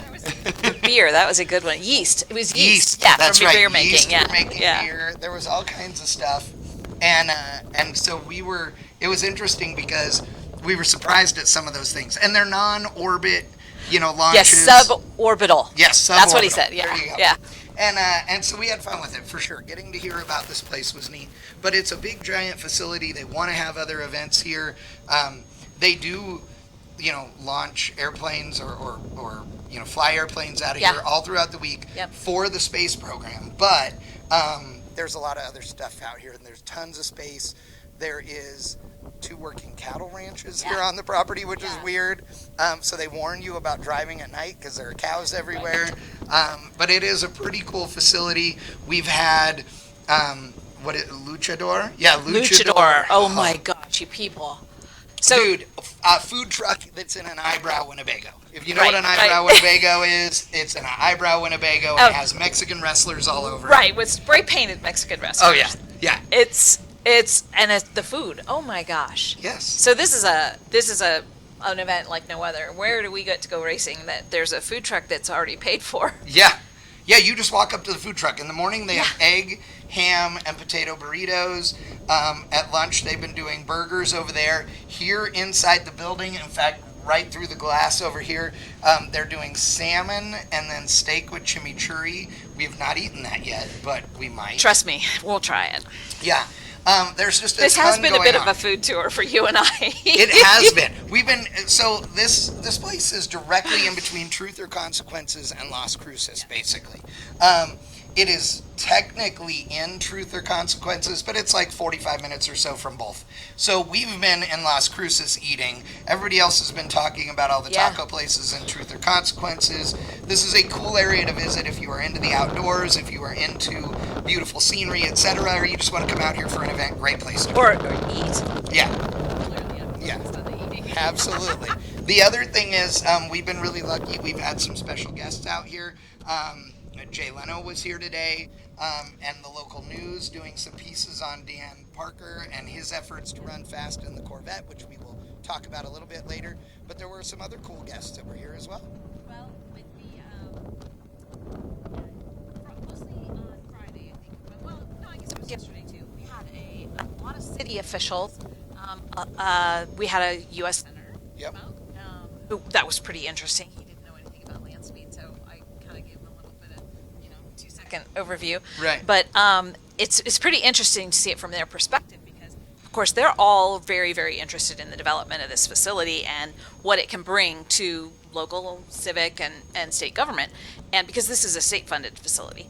And so they were really interested to know that you could have this motorsports event out there. I don't think it really ever occurred to them that you could do anything other than aeronautic related things. So that was really cool to be able to impress them with our very gracious racers who gave them the lowdown on their cars. And I'm sure it was all great at some point, but it was cool though because this facility is really nice. The staff is amazing. From the time you pull in the gate, the security guards here and everything, who are all veterans and ex-military, etc., which is very obvious. These guys are ultra pro. Yeah. It's a little intimidating, but they're so friendly and nice, and they're interested in what we're doing. It really is a cool place to visit. It's the whole experience has been great. If I heard Min Casa Su Casa 10 times, I heard it 1000. Yeah. Oh, yeah.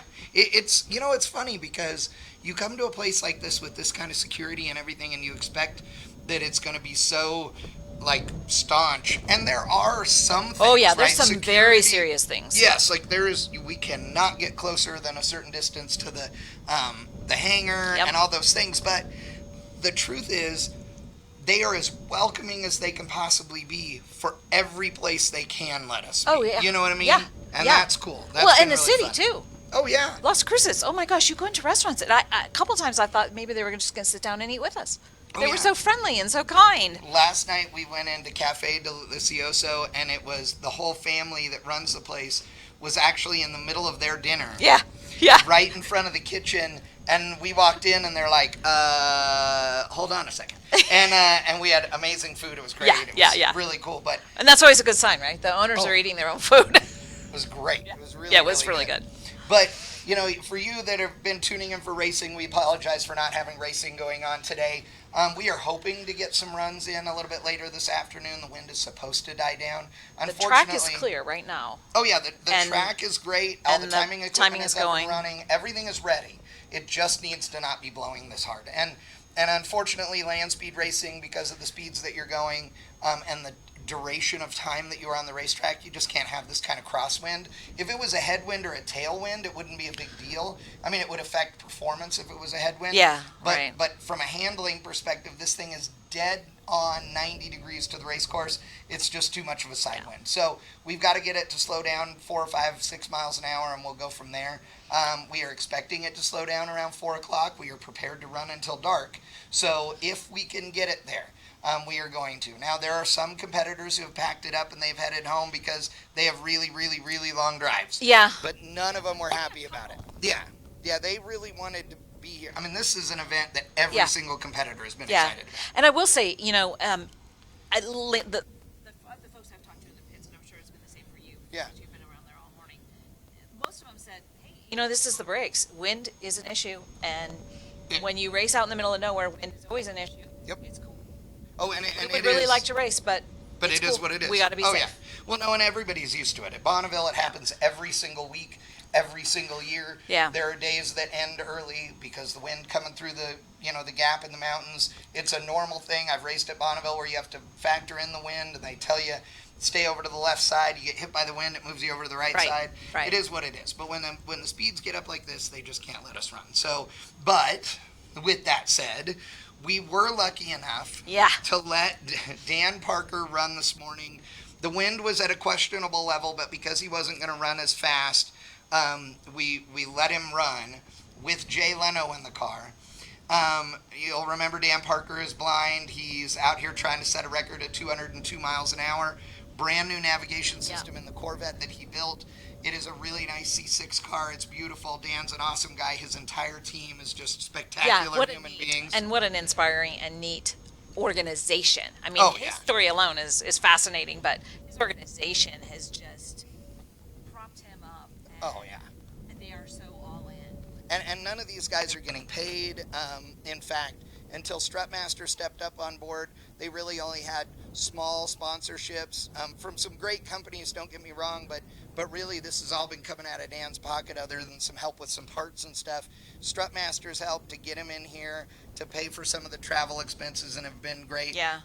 Only on a blind guy's car can you put a giant decal across the windshield. I know, that did you says see Strupp that? Master. That's so awesome. This, what is it, Ricky Bobby? This decal's highly dangerous, but I love it. Yeah, exactly. Oh, it was so good. Yeah. And so we were laughing about it, but he went out there this morning after, yesterday he ran 120 some odd miles an hour.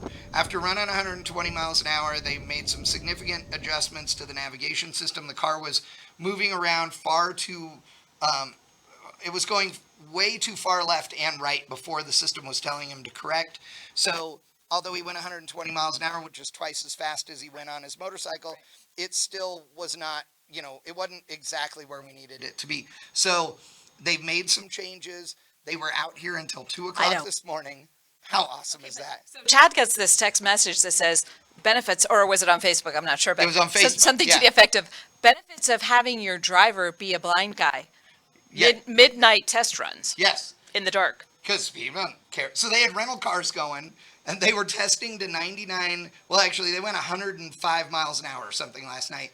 That was as fast as they could go because the rental cars couldn't keep up. And they were trying to light up stuff for the guy riding shotgun who may have needed to take control, right? So, so they did a bunch of testing. They came out this morning when Leno got here. They did a bunch of neat video and all these things, and then he got in the car. Leno got in the car. They went down the racetrack at 152 miles an hour, and it was picture perfect. They're going to keep tweaking on this system, and they are going to go well over 200 miles an hour. I guarantee it. Yesterday at 120 plus mile an hour, to see Dan and his fiancee Jennifer and the tears and all of the excitement, everybody down there was choked up, myself included. It was epic. It was the same today. Yeah.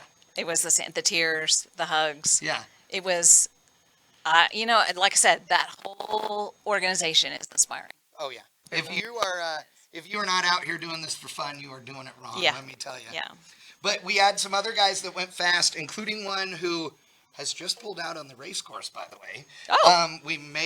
I don't know. Maybe they're thinking things are going to slow down a little bit. I don't know what they're doing. I might point out that you might be able to see in the reflection on the glass behind us, we are looking out Mission Control on a big bank of windows, and we are looking directly at the finish line. Yes. So we can actually see, we can't quite see the starting line, but we can see, about at a quarter mile or so? Mile, all the way down here to the mile and a half. And so Big Red Camaro, RJ has just pulled it out. So the Big Red Camaro just went down and with another group of cars, but not race cars. So I don't know what they're doing. Maybe they're going down there to shoot some video or something. We'll see. Those guys have gone down. Now, they did run good yesterday.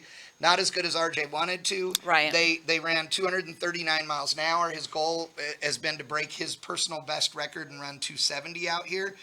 He thinks the facility and the concrete and all of that can hold it. Yeah. But, it just depends on the wind today. So they had an issue yesterday with an oil pressure issue. It did not cause any engine damage, but they racked their brains to figure it out. Finally figured it out this morning what the problem was. And everything seems fine. So they are looking forward to getting the wind to go away and go out there and make some hits. But 239 miles an hour they went. But not the fastest guy. No. The fastest dude was crazy. Chris Burns on a motorcycle.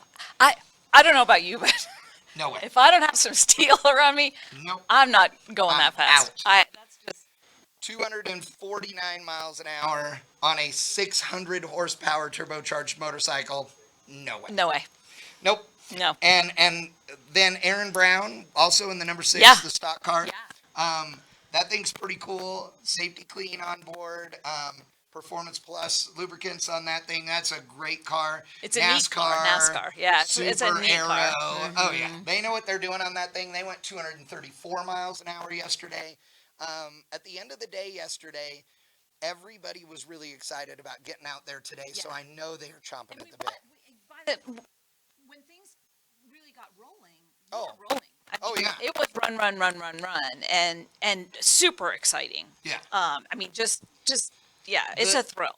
the other thing that was interesting to see yesterday too was the fire and safety crews. So these guys are in these giant Oshkosh, like crazy, like I don't know, it looks like it's amphibious almost. Like a Unimog, isn't that what those are called? Like Well, no, Unimog is a make that's made by Mercedes. Okay, but that one's an Oshkosh brand. But yeah, that sort of. Oh, it's crazy big off-road rig, 6 wheels. It's nuts. Well, the tires are taller. Oh yeah. Not that we're that tall, but no, but they're as tall. They're as we are. they're. It's a monster truck, fire truck. Basically. Yeah. It's crazy. Oh, motorcycle going out. Okay. So maybe we are going to be running here shortly. That was the plan, but that windsock looks to be. That windsock is still jamming. Yeah. So I don't know. We'll have to see, but the cutoff is 15 to 17 miles per hour on the wind speed. Correct. So maybe they're getting everybody out there just getting prepped and ready so that we're ready to run quickly. But I'll tell you, everybody is sitting out here and they are ready to roll. The Studebaker's rolling, so this is a great sign. Yeah, this is a really good sign. This is a really, really good sign, folks. So, we apologize for not having more racing going on today. Obviously, we can't help Mother Nature. It's just like it raining out at a drag strip. But, we're here. We're waiting. The sun is shining. It is beautiful outside. Oh, it's so pretty. So pretty. Wasn't blowing. Yeah. So if we can get the wind to die down, we will have some good racing and hopefully see some guys going over 250 mile an hour. Wouldn't that be exciting? Maybe 300? Do you think we might see a 300 today? If the wind goes away completely, I think it's possible from a couple of the motorcycles, but we'll see. I don't know. I'm ready. Whatever they do, I'm in. I'm standing at the finish line. I'm having a good time. Exactly. And I just have to say that, this whole notion of land speed and people talking about being so exciting and everything, well, none of us who don't do it can ever see it. So this is like way closer access to land speed than you get anywhere. Oh yeah, I mean, I'm at land speed races all the time, and I mean, it's what I do. But you're at Bonneville, you're a mile plus away from the racetrack. I mean, even if you were standing here in the VIP room, you're less than a quarter of a mile away from the action.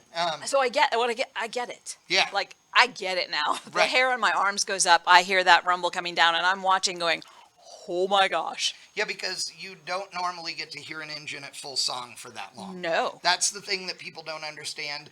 The first time they hear it, they're like, "Oh my God," because it's not like a drag strip where it's like, "Oh," and you're done. Right. This is a long time. Yeah. In fact, a mile and a you half. see the dust, you see that kind of stuff happening, or if you're at Bonneville, you see the rooster tail and the salt. Yep. All those things going on as they come down the course, and then when they go by you, it is like a flash, and it is great to see. So, we've got racing going, we got camera crews that are going to be getting back out there on the track when we get closer to running, but I think we got to find out what's going on. Tune in and listen for the rumble because it's awesome. It is, and once again, big thanks to the Spaceport America crew, the entire facility for welcoming us, for being so good.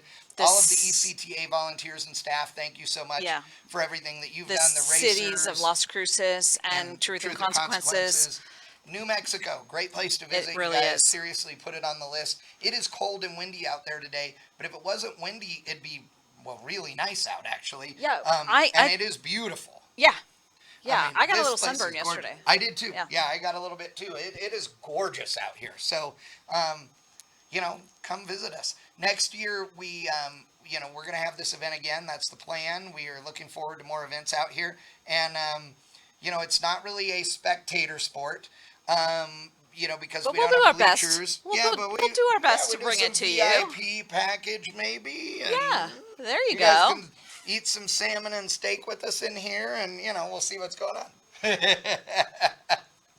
Thanks everybody for hanging in with us. We really do appreciate it. We do, and we understand how frustrating it can be sometimes. But big thanks to Motor Mania TV as well. I know we're on Motor Mania right now, but Susie Bowder and I are just here to support the event and have a good time. You guys, all you drag racers know what kind of stuff we do, but it is an absolute pleasure to work with Mark and Joanne and the entire crew. Just the greatest people, no doubt whatsoever. So thanks for letting us be a part of it. Thank you for taking your Sunday and your Saturday and some of your weekend to watch with us. We're going to have lots more racing action coming soon. Let's hope so.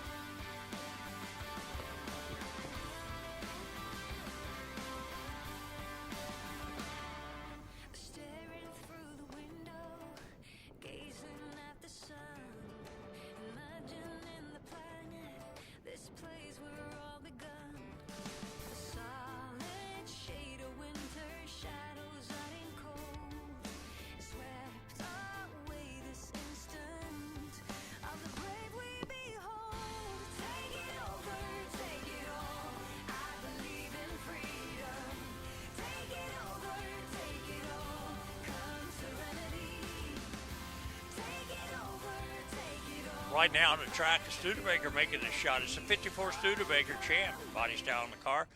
Got the nose on it, looking good. The car's got a good ride on it, wing on the back. Makes it through the shot. See if he's going to pull a chute. He's through the top end, 1.5 miles on the car. Chute blossoms good. He actually clicked it after the mile. He went for the mile. Now he's going to go through the 1.25 miles. He'll pick up as he shuts down the vehicle at the 1.5 mile mark, and then exit to the left as he gets down to the end of the track, where Chad is going to be working and doing some interviews for you on that. A 358 cubic inch small block Chevrolet powered the vehicle, and we'll have the 1 mile for you as soon as we get it. Stay tuned. We understand we have about 4 more vehicles in the lane, and 3 cars, I understand, and a motorcycle. We'll keep you up to speed on what's going on. Thank you for your patience. It means a lot to us that you stay with us today.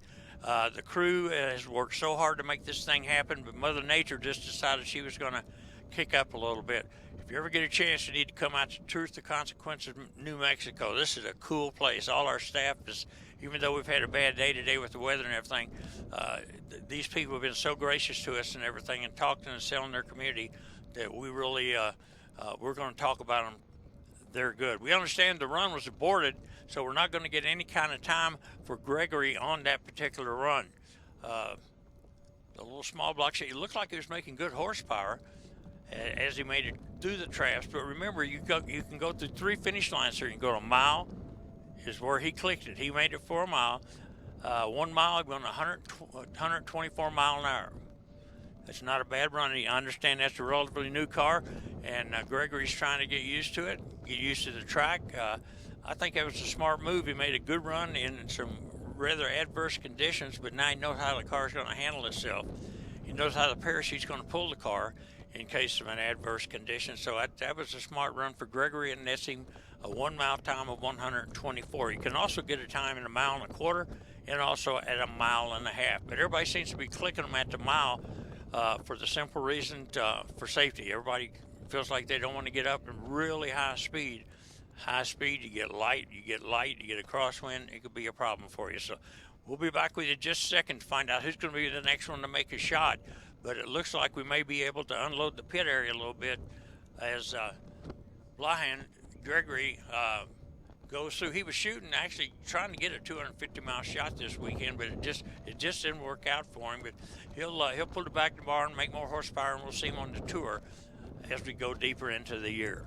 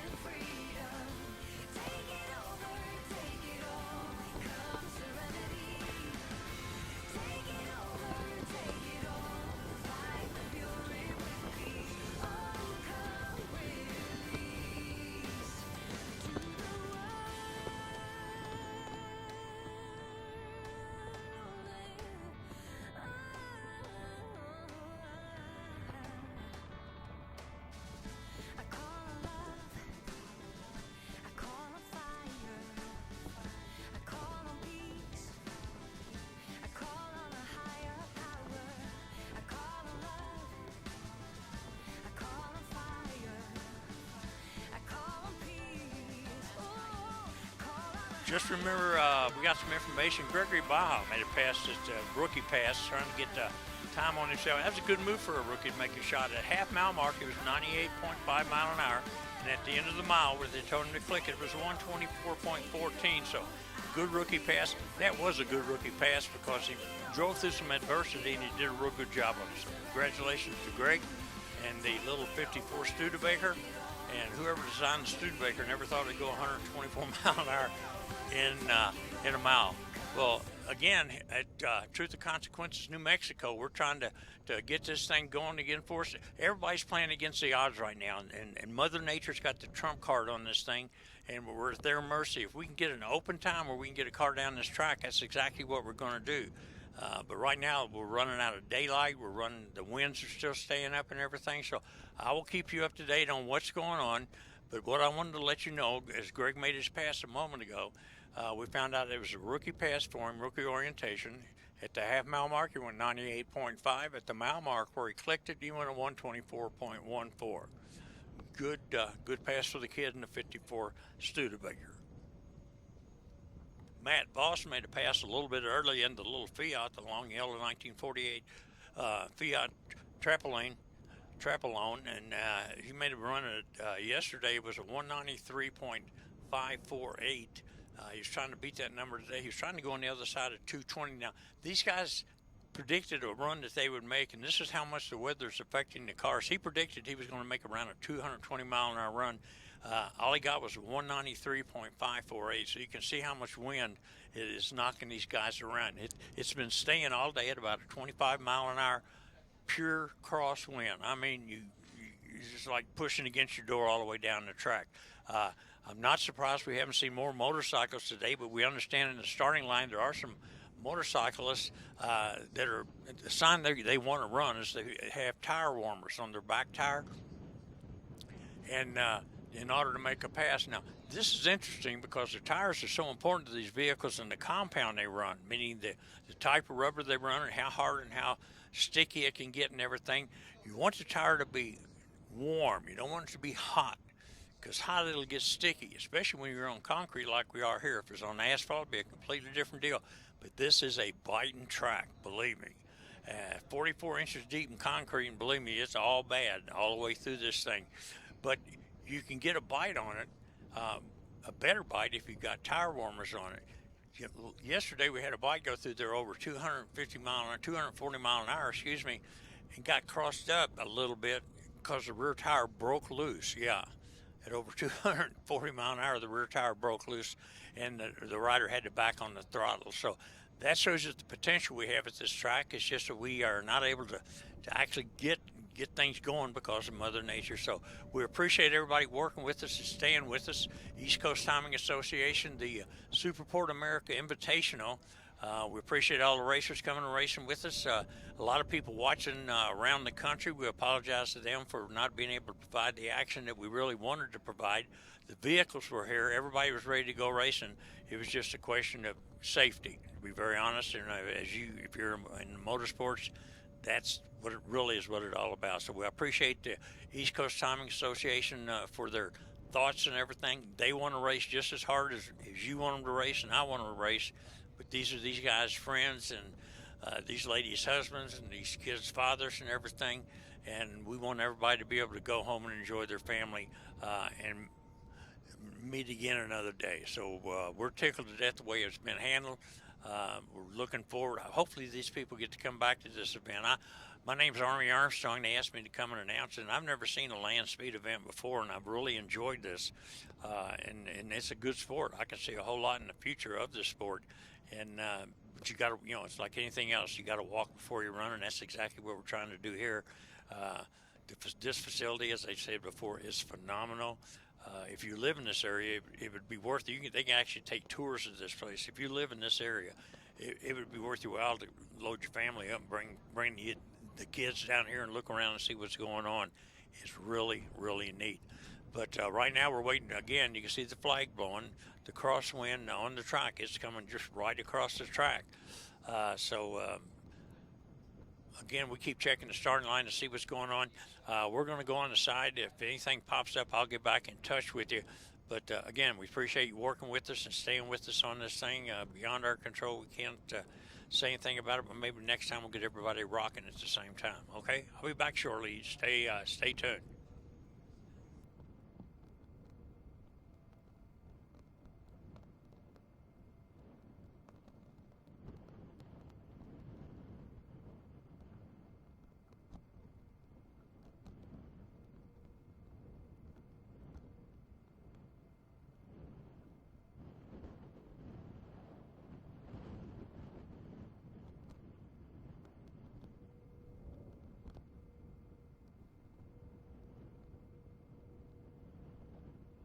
I'm going to come back real quick on this thing for you. If you look at the windsock that's on the screen right now, that shows exactly what they're going against. That is directly coming from the west, and it's going to blow right into the driver's door if they go down the track. Completely blind, broadside, the whole car, if you try to make a run on this thing today. So some guys are going to try it, some guys are not. Well, what we're seeing, the people that are going out and making a run, there's three distances they can run at. They can run a mile, they can run a mile and a quarter, they can run a mile and a half. Well, everybody was hopped up ready to go that mile and a half, but with the increased speed you get over that mile to a mile and a half, the cars are going to really get light in the front and really could potentially get kind of squirrely. So what everybody's doing is making a run to the mile, then they're clicking the engine and just kind of coasting on through. So kind of test runs. We had a test run a while ago. A young man in the 54 Studebaker made a shot, put the number down of 124.14, and that was his rookie test. So apologize for getting off there and jumping back on and everything, but I wanted you to see this windsock, to see what's going on. You can look in the background and see the bushes blowing around and everything, but it's blowing 27 mile an hour now right into the driver's side of the car. Again, I'm going on the side. I'll holler back at you when we've got something going on here.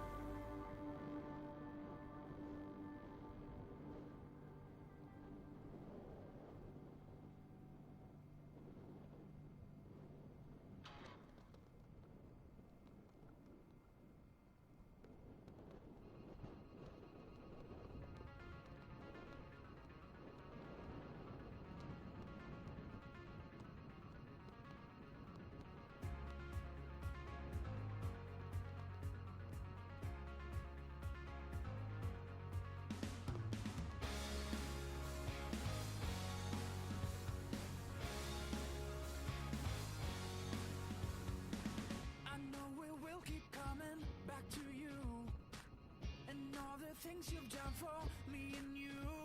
Oh, I wanna get a lifetime of this, but I hope it won't take too long to confess to ourselves. I keep calling, but you won't seem to listen. I keep walking, but I can see you following.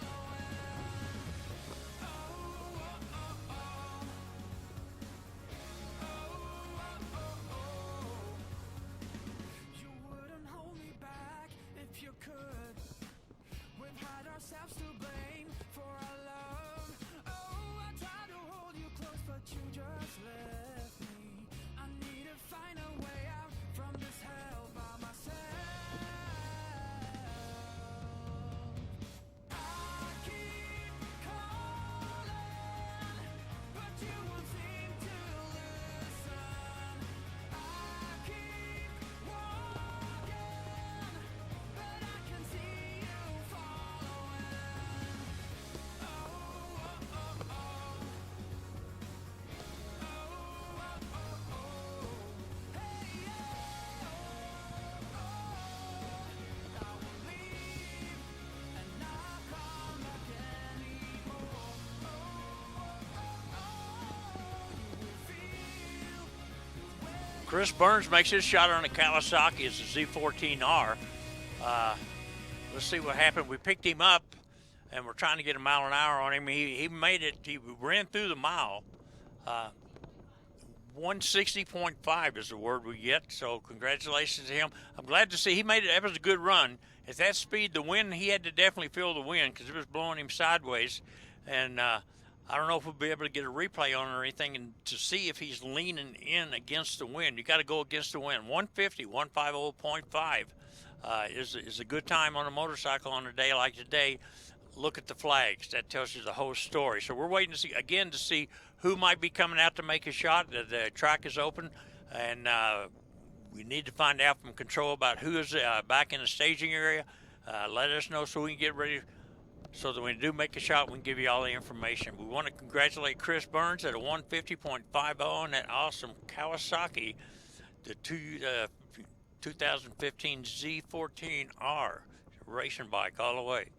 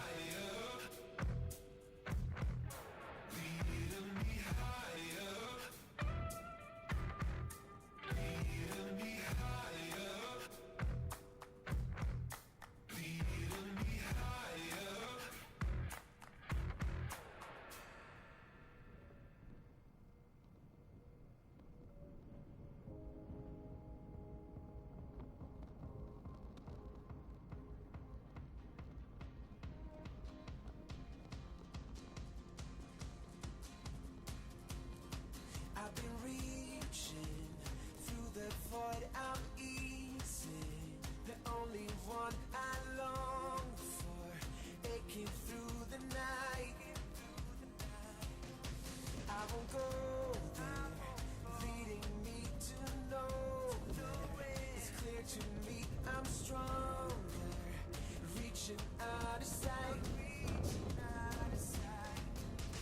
Hear the sound of the animal fear. The beast is insatiable. Lead me on to incredible beats.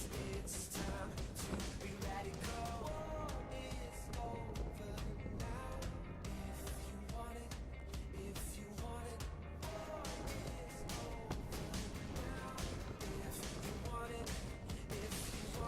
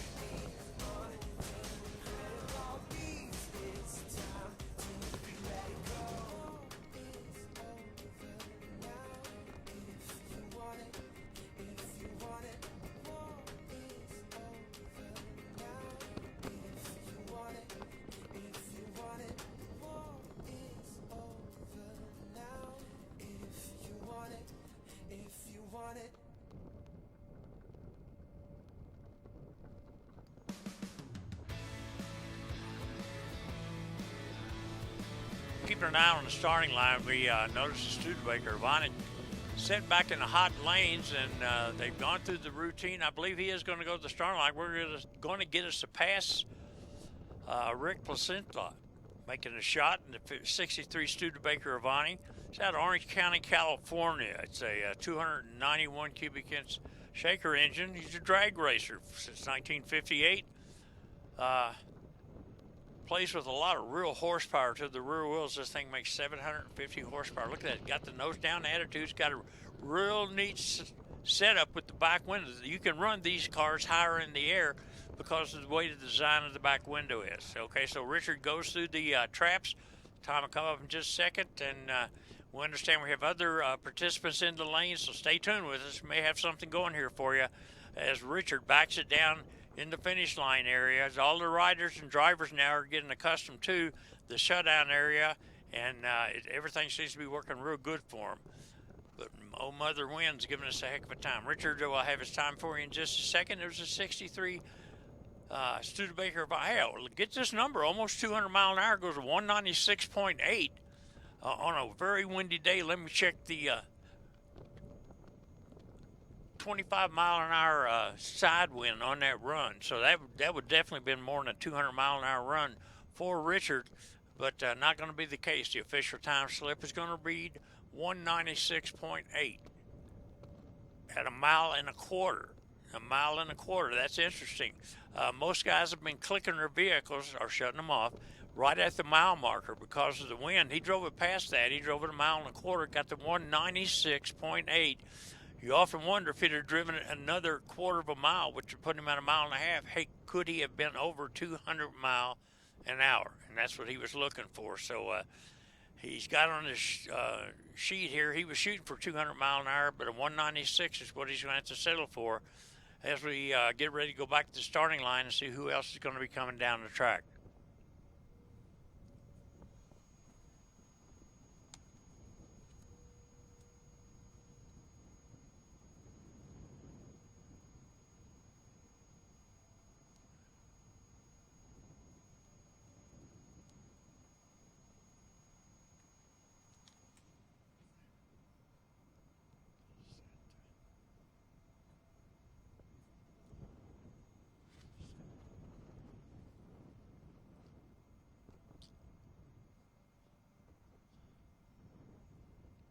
So Rick's taking all the time and using all the track he can to get it slowed down, letting the parachute stop it, just kind of wandering down to the end of the track after that near 200 mile an hour run.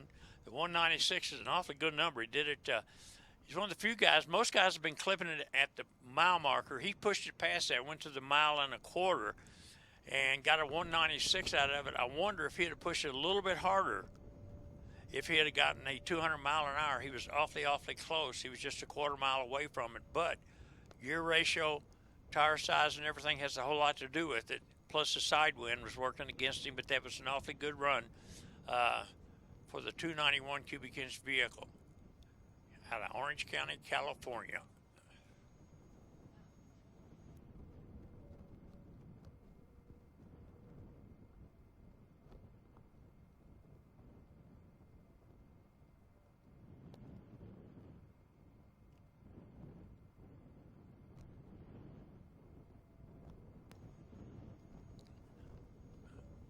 So Richard made his run at the 196. We're look back with us up to the starting line. Kind of desolate looking up there as we're waiting to find out who's going to be coming around. We understand there's two more cars that are in the lane, and we don't have any numbers yet for you. As soon as we get them, we'll be sure to let you know. But we apologize for the downtime right now, but we're waiting to find out who's going to be making the next run. Track looks good. It's ready to go racing. The wind has stabilized, but it stabilized at about 25 mile an hour, and these guys going well over 150 mile an hour, they can definitely feel that. But Rick did a good job in the Studebaker Avani, and goes home with a time slip at least showing a 196.8.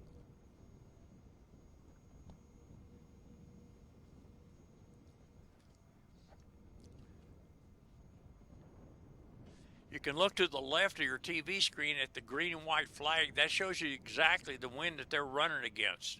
And it's blowing to the complete side of the vehicle. It's not blowing at an angle or anything. It's blowing directly from the side at a right angle to the vehicle that's making a run down the track. We see the other vehicles working their way up towards the starting line. So stay tuned with us. This may be picking up for us a little bit this afternoon. Some of these guys are saying, to heck with the wind, let's go racing. I've driven a long way to get here. I want to get a shot down this new track and see what's going to happen. So it looks like the tempo is starting to pick up for us on that starting line. As soon as we get any information from race control, we'll be back on there to let you know what's going down and who's going down and what's going to be happening here. We could wrap this sucker up, tie a bow on it, and have a good finish to this deal, even after a long day of delay. So let's just wait and see what's going to happen.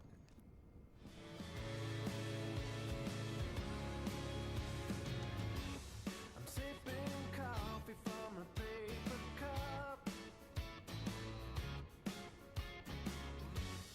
lying down and looking up. All around me, nothing has changed. I find away the chains that make me age. Far away, I wanna be inside a dream,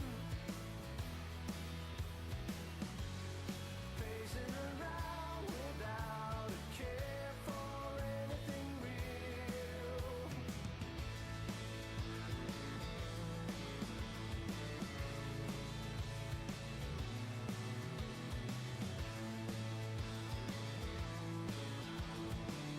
Keep going back and checking the starting line, and our view is exactly the same as yours. Okay, we have to go through the television. I cannot see the starting line from the announcer's viewpoint here, so we're trying to find out. We see vehicles moving around. One of them's on a tow strap. That's an indication he is going to be a racer, and we're kind of watching around. Not a lot of human activity up there, so whatever the crews are going to do, looks like they've got it taken care of. We're just waiting to find out if and when and who is going to make the next shot down the track. I think there's like 3 more vehicles that have presented themselves for a record run this afternoon, even with the weather we have.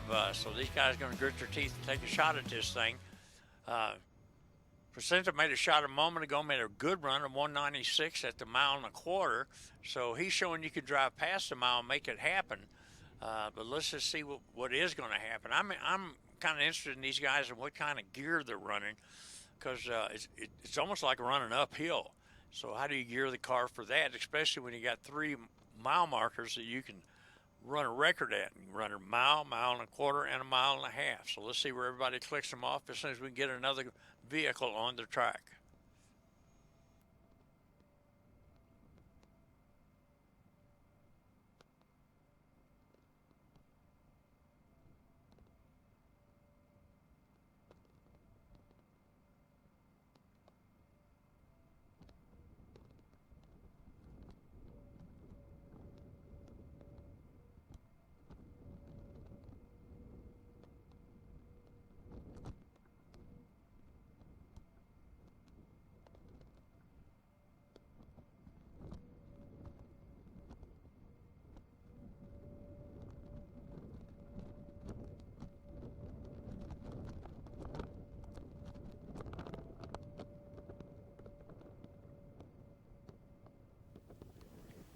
Not ready yet. Not ready yet. I was asking you about a picture.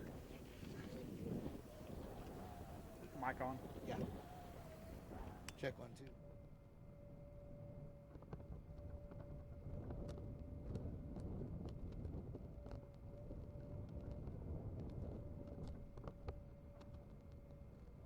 All right, brother, was this thing dancing around out there or what? The wind is not good right now. We're in country territory, but doing the two-step at 200, not what I was here to do. Yeah, we were just trying a little bit different on the launch, trying to kind of maybe nurture it out a little bit farther. Yeah. See if the bomb goes off in second gear a little bit harder. Yeah. Wrong answer. We just need to get after it from the launch. It's just to control the bomb. Yeah. That's what I keep referring to the motor. Yeah. It makes so much power. Yeah. It is like trying to ride a ball. Quite literally. Well, you know, you went out there and you ran at like 195, 196 mile an hour to the quarter. You know, yesterday you were 199. So obviously the mile an hour is still there regardless. But if it felt like the control wasn't there, then that's not the way you want to be. It wasn't. We were actually considering possibly taking it to the mile and recorder just to see if the little extra run's going to give it to us. It just wasn't safe enough. Yeah. How was it when you pulled the chute? Was it dancing around then or no? Believe it or not, when I pulled the chute is when it stabilized the car. Okay. Yeah, it pulled it down, sucked her all down nice and straight. No drama there. Well, typically that's what happens, but with the wind like this, sometimes Not always. Now, you guys one of the smarter teams out here. Shorter distance, you have a shorter tether on your parachute. Yes. That is a smart deal out here. It tends to do a little less running around. So. And it wasn't smart. Yeah, it does. Much quicker. We talked about that this morning. Yes, we did. Yes, we did. I'm not here to be Steve's third example of what not to do. All right, get in it. I know you're going to turn it around, make another hit. We're thinking about it. All right, go get it. 200, brother. I want to see it today. We shall. 37.92. We'll be back. Word comes to the starting line. The next vehicle scheduled to go down is Gregory Blaha in a 54 Studebaker Champ, and it's powered by a 358 cubic inch small block Chevrolet. I'm trying to see if we can come up with some times he's run earlier. It's a new car to him. He was telling me about it, and his name comes up on the screen. Keep an eye on it. You'll see the movement.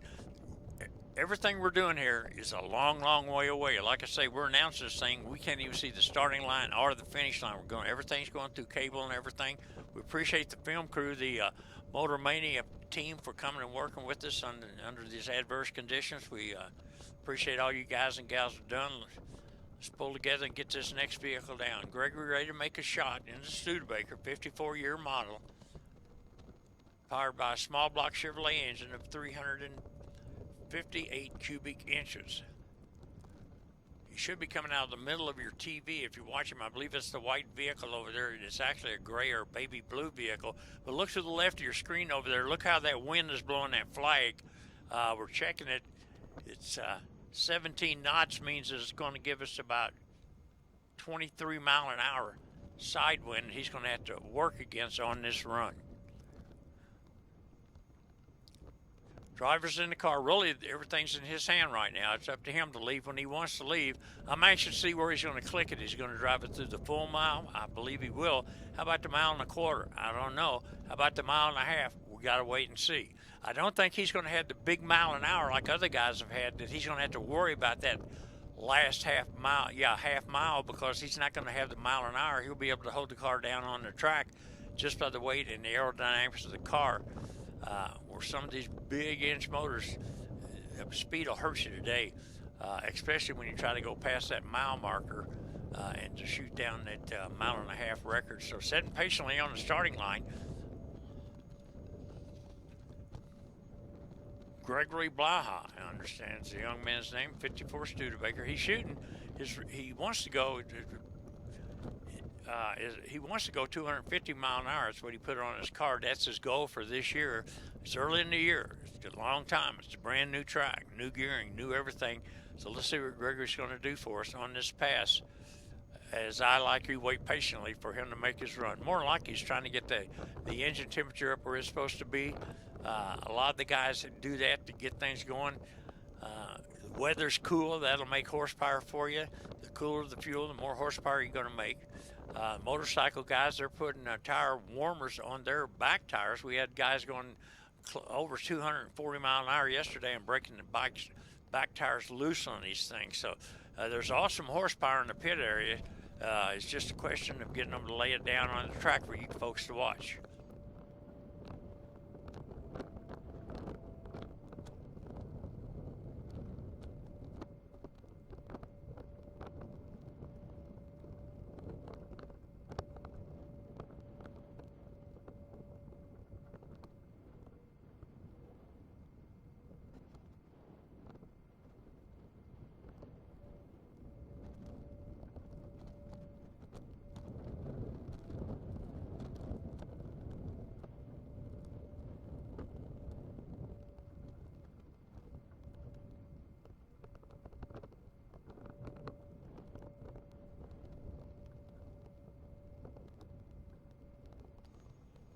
Think we got a mover. Let's check it out. Gregory is just, well, we stand corrected. He's setting over.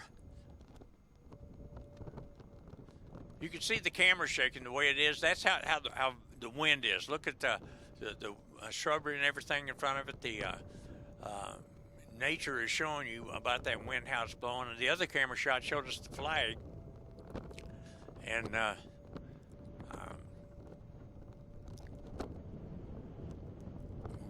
bounce back down to the track. We're sitting at about the mile now. Again, look to the left of your screen to the green and white flag. It's blowing profusely to about a 23 mile an hour right now.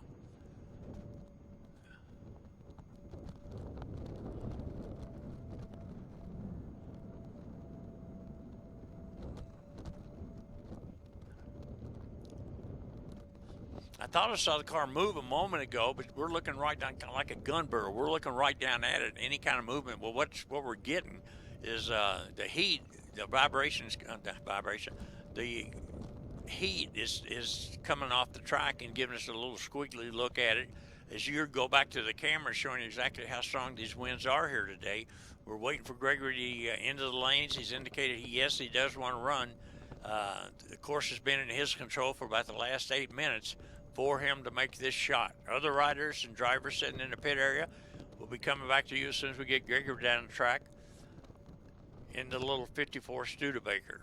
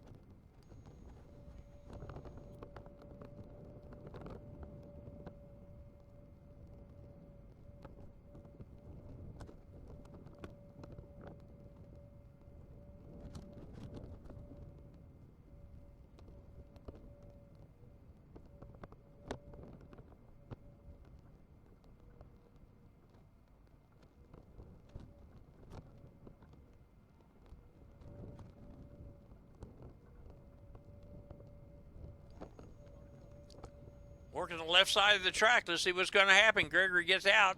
Little Studebaker down. It'll get through the air real quick. Let's see. Again, he'll pass that flag showing exactly that 23 mile an hour side wind. Looks like he may be fighting just a little bit. The car now settles up and stables up a little bit. He's making a shot 3/4 of the way to the mile marker. Good run going. He's standing in the middle of the track.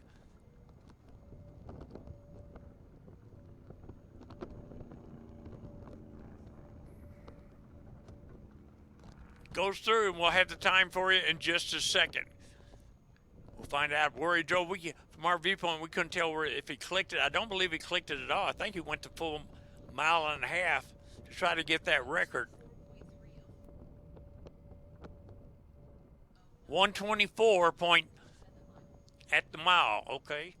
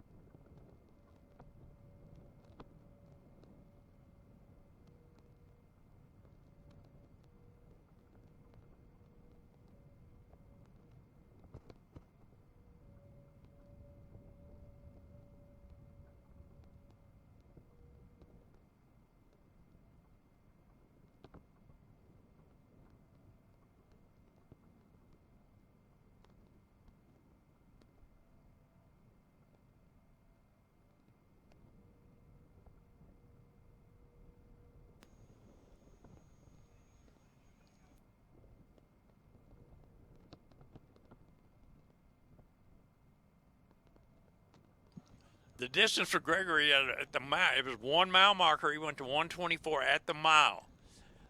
He did drive it through the traps, went to the 1.5 miles, but the recorded time we got for him is at the mile at a 124 mile an hour run there for Gregory Blahan in a 54 champion Studebaker making his shot today. We go back to the starting line here, and we're trying to see what's happening. We're like you. We're kind of watching and seeing anybody moving around or anything up there. The riders and drivers have to present themselves in a pre-staging area. Once they do, race control picks them up and processes them through the starting line. So we, like you, are just going to kind of wait and see what's going to happen. Stay tuned, and we'll be getting back to you real quick as soon as we got something to talk to you about. Thank you.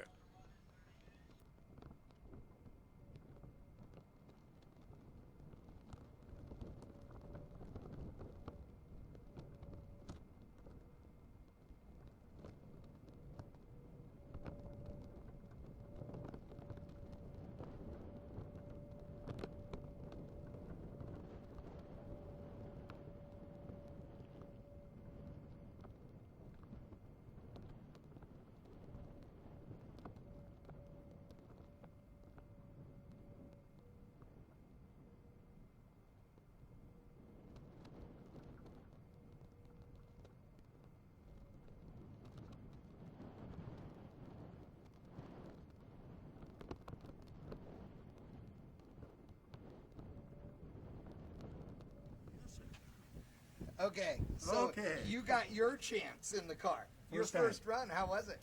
Decent. I expected a whole lot different, and it was way different than I thought. Okay, well tell me, what did you expect and what was it like? I thought it was going to be kind of all over the road, and you know, so I took it easy for that point, but actually, just a nice straight run down. How fast did you go? I didn't even hear. I didn't hear it myself. 128 to the mile. 128 to the mile. Okay. Yeah. You know what your brother said? Yeah. He said the old guy's driving now. That's what he said. That's what he said. You don't deny it. He said it. I tell him every day. He only says that because he's a little older than I am. But he forgot. Yeah. At his age, it's hard to remember. It is. So what do you think? Are you ready to go 150 or something now? Well, that's what we're, going to do sooner than everybody. How exciting is it to drive this brand new car? It is exciting. You know, at first I was nervous as heck, but actually it is. It's not as much as I thought it was going to be. Yeah. And then again, when it goes up to that 150, 175, and then it'll change again. It will, but here you are in a brand new car, a beautiful brand new car. You know how much I love this thing. I've told you guys multiple times. What does it feel like to finally get behind the wheel and to see it out on the racetrack and all that? Now that I'm done, it's exciting. Yeah. It's very exciting. Well, I'm glad you relax a little bit. Yeah. Now you can go out there, go 150 mile an hour. Wait, how fast did you go? 145. 145. Okay. We've got terrible gearing. We had to push start it to get it off the line. The clutch won't unless you burn up the clutch. Right. So we got the wrong gear, that's for sure. We got a 247. We should be running a 320 or so. Right, for here. Yeah, I gotcha. Yeah. Yep. Well, you guys will be good. Oh, good. I can't wait to see you guys make another hit. So have fun for sure. Thank you so much. Absolutely. Love this thing. These guys out here fulfilling the dream, build a brand new car, come out and do it the right way. One brother's running yesterday, making some hits, getting some time in the car. Now we got the next brother, the old guy, quote unquote. Laha Brothers Racing Team. What a cool deal. Rick and Greg having a great time here at the Spaceport Invitational. Still there? Clear.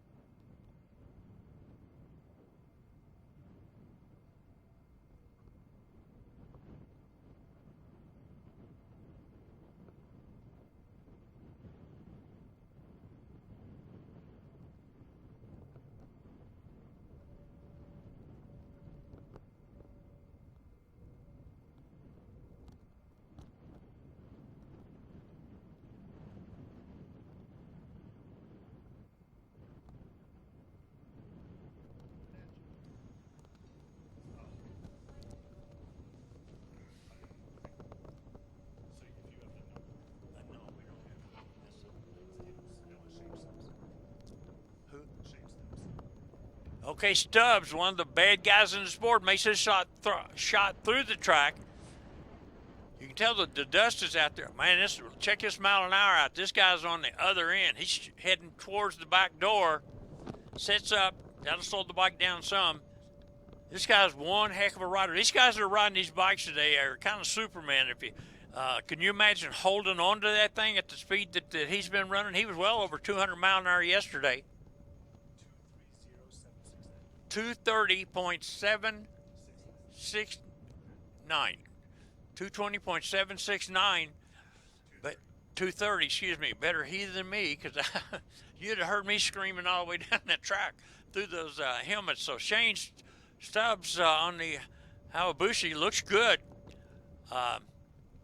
230.769. That's nothing to be ashamed of.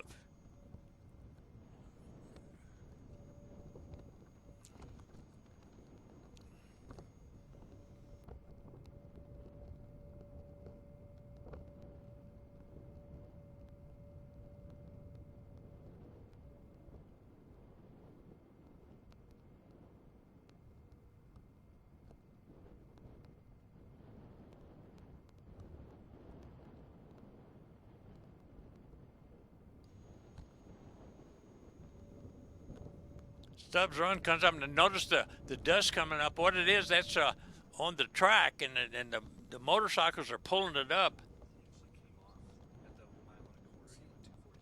Okay, Stubbs went at 242 at a mile and a quarter, and backed it down to a 230. So the 242.578 at the mile and a quarter, he kind of ran it out the back door in the mile. A lot of guys are clicking them at the mile marker for safety's sakes.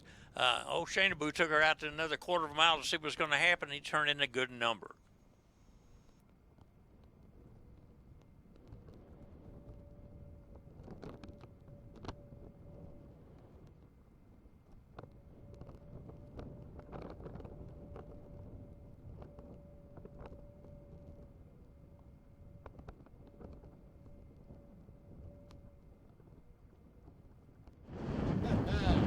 That looked like a little bit of a wild ride.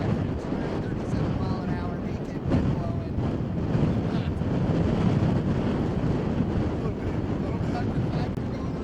Not so much bucket factory.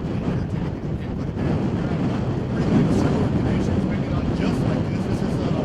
This is a tad bit much. Yeah.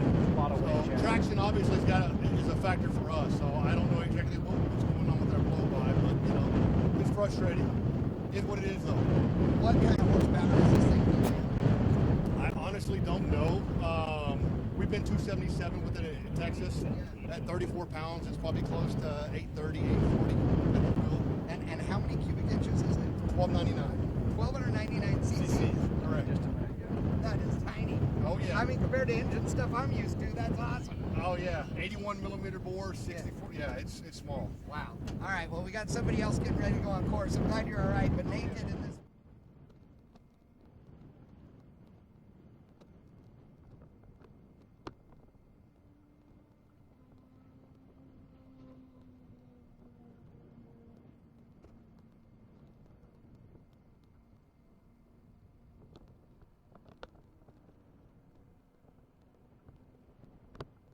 Jim Cole making his shot on the Suzuki. Tucked in, looking good. 2002 Suzuki. Cole holding on, goes through the traps. There's a flag. Look at those flags. Man, that's awesome. These guys that can ride these motorcycles that fast through this kind of wind, it's just amazing. Cole, on the Suzuki, we'll have his speed for you in just a second. It's really weird how things have been kind of slow for us all day long, but when they happen quick, and that's what we're getting into now. We appreciate the riders and drivers for expediting the process on the starting line. It helps you and it helps the guy behind you and the crew behind you, but we want to thank everybody for what they're doing, and we just appreciate you guys being here and putting on, and gals, and putting on the show you're doing. Okay, Colton, that's a speed of a 185.567. 185.567.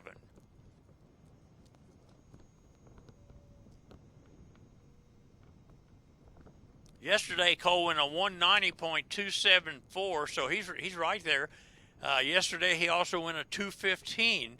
Today the wind slows him down to a 185.567.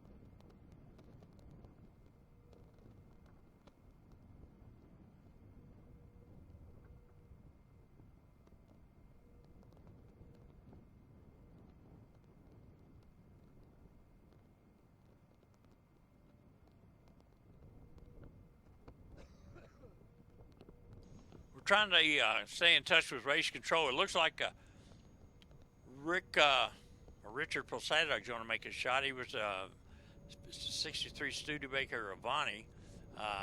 That's the word coming to us from the grapevine. He's out of Orange County, California, 291 cubic inch engine. Started drag racing back in 1958 in Hawaii. How about that, man? Hanging 10 and all that kind of stuff back in 58. That was even before the Beach Boys and Jan and Dean and everything started the surf and safari craze and everything. This car makes 750 horsepower to the rear wheels, and will go a 950. Hey, get that number, a 950 in a quarter of a mile. That is the number. It's a super gas number. No, super gas is 990.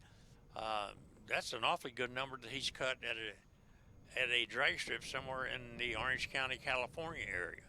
But right now, that's what we're getting, that he's on his way. We'll have to wait and see exactly what's going to happen, and when we do, we'll get back and let you know.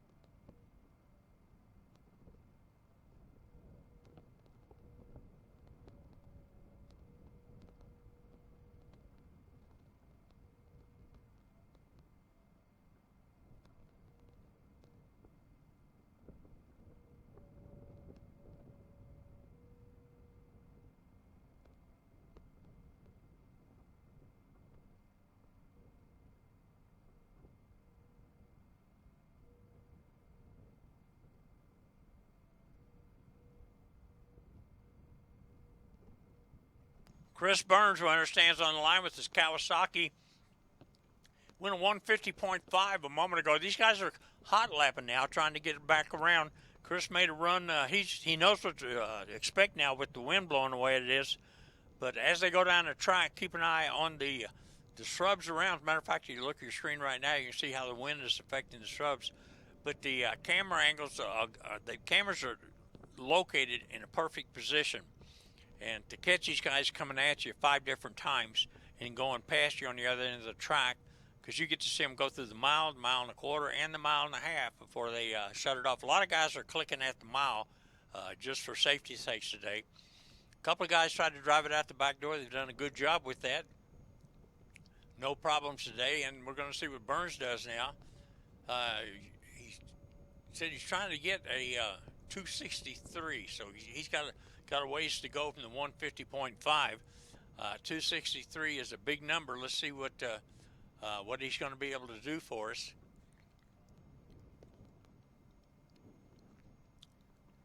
And once again, we, like you, were waiting to see something move on a starting line. Go back to another camera up on the starting line, see what's going to happen. Now we bounce back again. We're probably about a half mile down the track right there. We do see some physical movement up there. Somebody's working on the back of the bike. What they might be doing is taking a tire warmer off. A lot of these motorcycle guys will go out and they put tire warmers on to get the tires hot and sticky so they can run them on the other end. We had a case yesterday over 200 mile an hour. One of the bikes, the rear tire literally started spinning at over 200 mile an hour. So that shows you the kind of horsepower these guys are going to make today.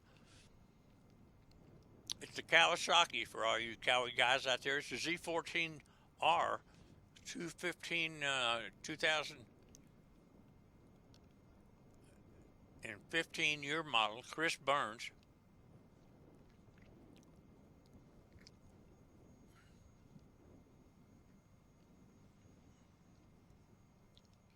Okay, Burns, we see him moving, see the bike moving around over there. It looks like he's going to come over and go. Okay, what he's doing, he's starting on the complete left side as far as you can, left side of the track. Why? The wind's blowing across the track, so he's giving himself some wiggle room that when he makes his run, he should be able to come off that left side, and if there's anything the wind pushes him anyway, he's still going to have some asphalt or concrete underneath him. He's on the bike. We see some activities going on around the bike. I can't tell exactly what it is. Crews walk away from it. Starting line crew giving the okay.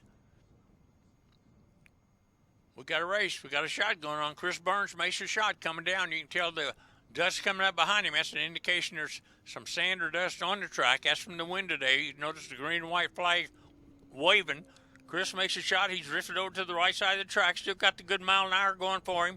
Goes through the big end and shuts it down. Let's see. He goes past the mile and a half. He drove it deep into this thing. Let's see how far he goes. We can pick him up, like I say, on the mile and a quarter, mile and a half. He drove it out the back door. Let's see what kind of numbers he came up with.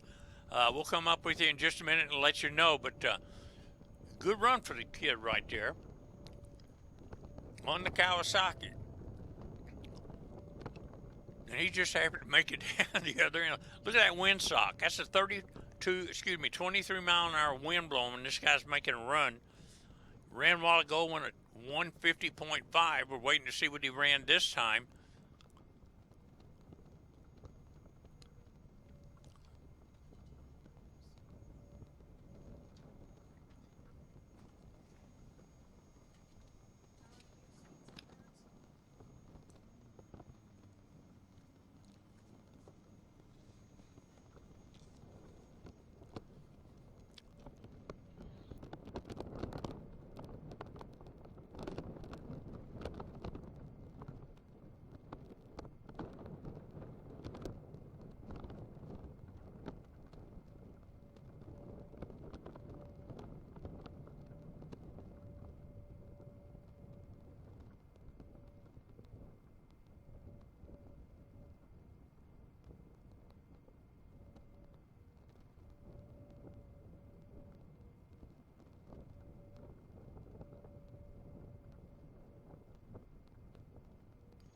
mile marker. He bumped the number up. He went a 150.5 earlier in the day. Well, about 45 minutes ago, he bumped it up 20 mile an hour. He went a 170.132. So he's definitely going the right way.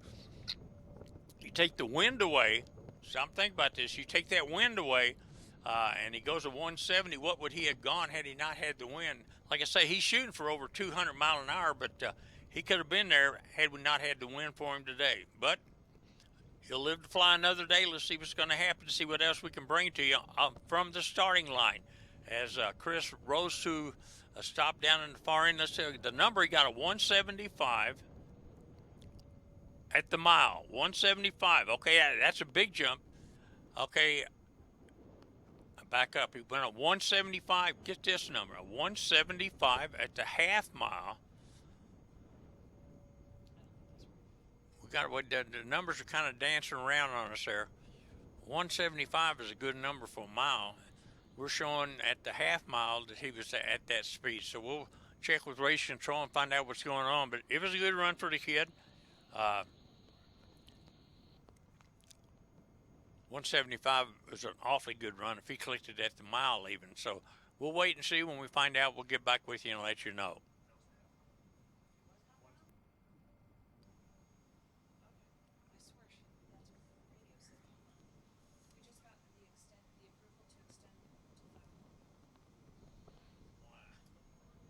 Thank you. Okay, at the mile, would he go 170?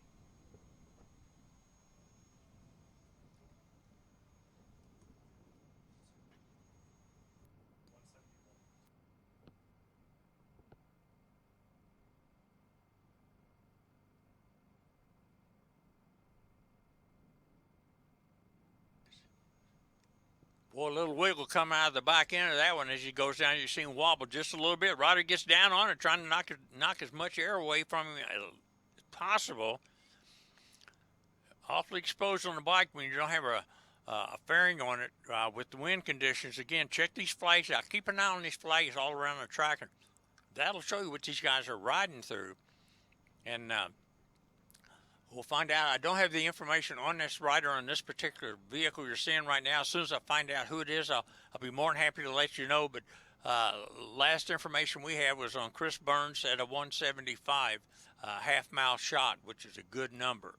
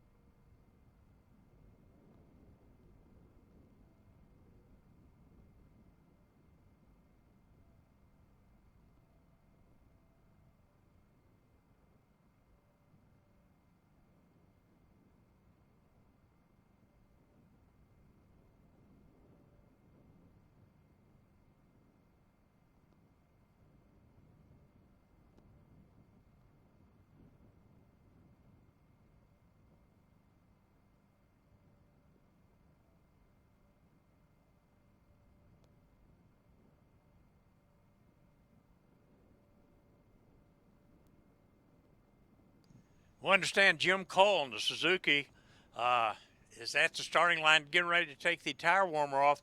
Now here's the shots he's made so far. He went a 190.274 yesterday.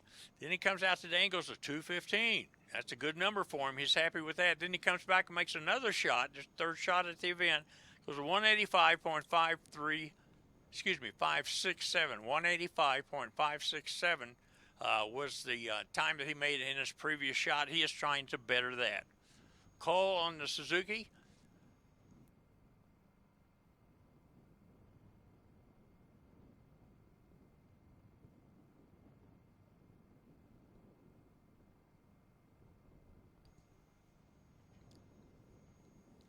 So, Cole, it's really interesting that all the brands, different brands are represented. We had Kawasaki making a shot, Suzuki.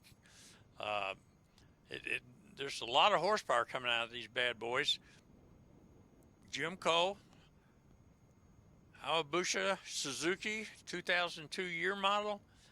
He's the man that's got the track in his hands right now. He's been cleared to make his shot. He's checking to make sure his tire warmers are doing exactly what they're supposed to do. It's kind of a spin-off here. The heat is not there as far as the ambient air, but you want to get the heat in the tire, but you're dealing with the concrete surface that'll really bite. And I don't know how much heat you want to get in that tire with a situation where you could really get a good bite even without the heat in the tire. That because the surface of the racetrack is ground to accept horsepower and stopping power for all the bigger jet. Matter of fact, the biggest jets in the world can stop on this particular type of concrete. I'm looking, trying to see. He must be lining up to the extreme left side of the track. I think I see him moving over, crew members moving on the right side of the track. He going down the track will be on the left side. Wind will be coming from the right, which will push him over to the right. So it's kind of a bunch of left and rights and everything, but keep an eye on him. But what he's doing, he's lining up the side closest to the wind, so if the wind blows him, it'll blow him across the 200-foot track. And normally your normal airport taxiway is only 150 feet wide. This one is bigger, 200 feet wide, 1,400 feet long, and that lets these guys really get out and leg these big horsepower motorcycles. As we wait for Cole, again, we see crew members moving around.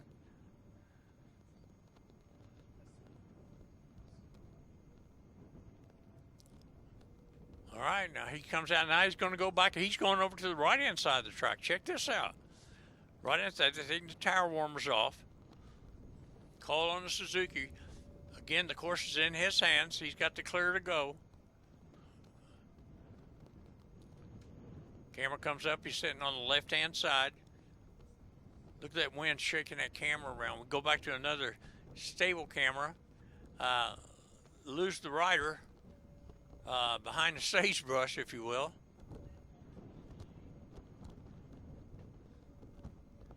There is some activity on the starting line, moving around. Somebody seemed to be hurrying up behind him. Now here's the point he's in. He's got the tire at the heat he wants. Here he goes. He's making his shot. You see him come out behind the hedgerow, if you will, trying to better 185.567. A little bit of dust coming off the track. Looks good. He's tucked in.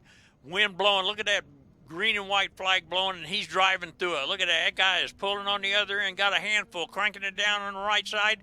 Let's see what's going to happen. He's tucked in, looking good. Down on the bike, through the 1.5 miles, and we're going to find out right in just a second what kind of time he had. Now, this weekend, like I say, he got a 190.274, a 215. Get this, a 182.1. Hey, that's a number. 182 with this wind. That's 206 mile an hour on the full course, on the 1.5 miles. 206, that is a number. He held that booger down on the right hand. He had that sucker turned underneath and goes the 200-mile run that he was looking for. He got it on that pass. He was tucked in. Look, it's a good run. He actually stayed in the middle of the track. The wind didn't seem, he he knew what he was doing with the wind because he was driving into the wind, and he was actually attacking the wind on that run. 200-mile-an-hour plus on that shot. And got a handful, cranking it down on the right side. 206. Let's see That's what's the going to number happen. for the He's tucked Suzuki in, looking boys to look good. at. Down on the bike.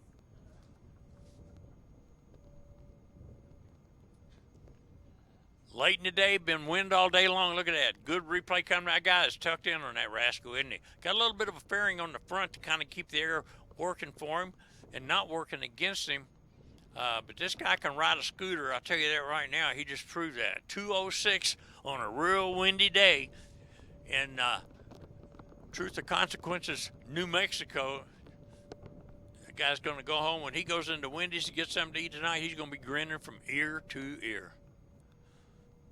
So it looks like we're getting down to the final few as we're running against nature, running against time, and some of the guys have decided they don't want to make a shot this afternoon with the wind conditions the way they are. The ones that are making shots are getting good times. They don't seem to be slowed down a lot. Well, that's proof right there, because Jim, he went 185 about 45 minutes ago, comes back, makes a change, gets a new tire, heats it up, and goes to 206. Ain't bad.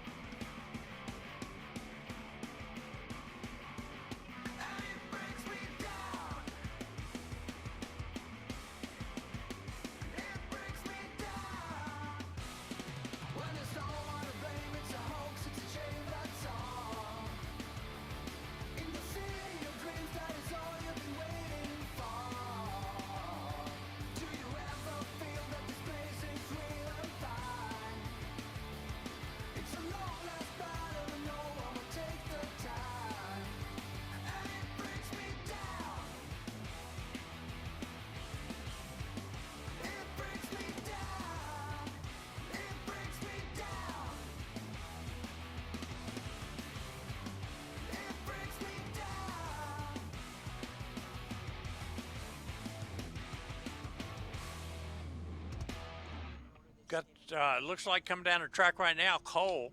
Now he's had a hot hand. He's been hot lapping this thing. It seems to go faster every time he does it. It's trying to beat a 206 mile an hour tucked in. Looks good.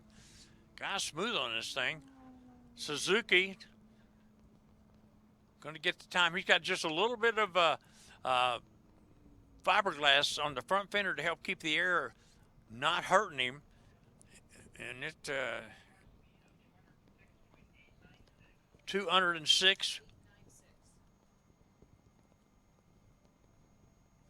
He goes a little bit quicker. He goes to 206.896. Previous run was a 206, so that tells me he had that puppy maxed out. He was up on a rev limiter if those guys run it at all, because he was giving it all he had all the way through.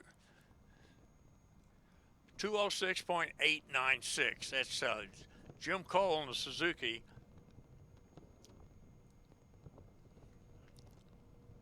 Shane Stubbs, we understand, is going to go to the line with the new combination with his Suzuki.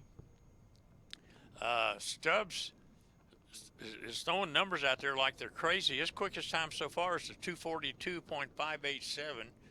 He also went a 230.769. 1299 cc turbo vehicle.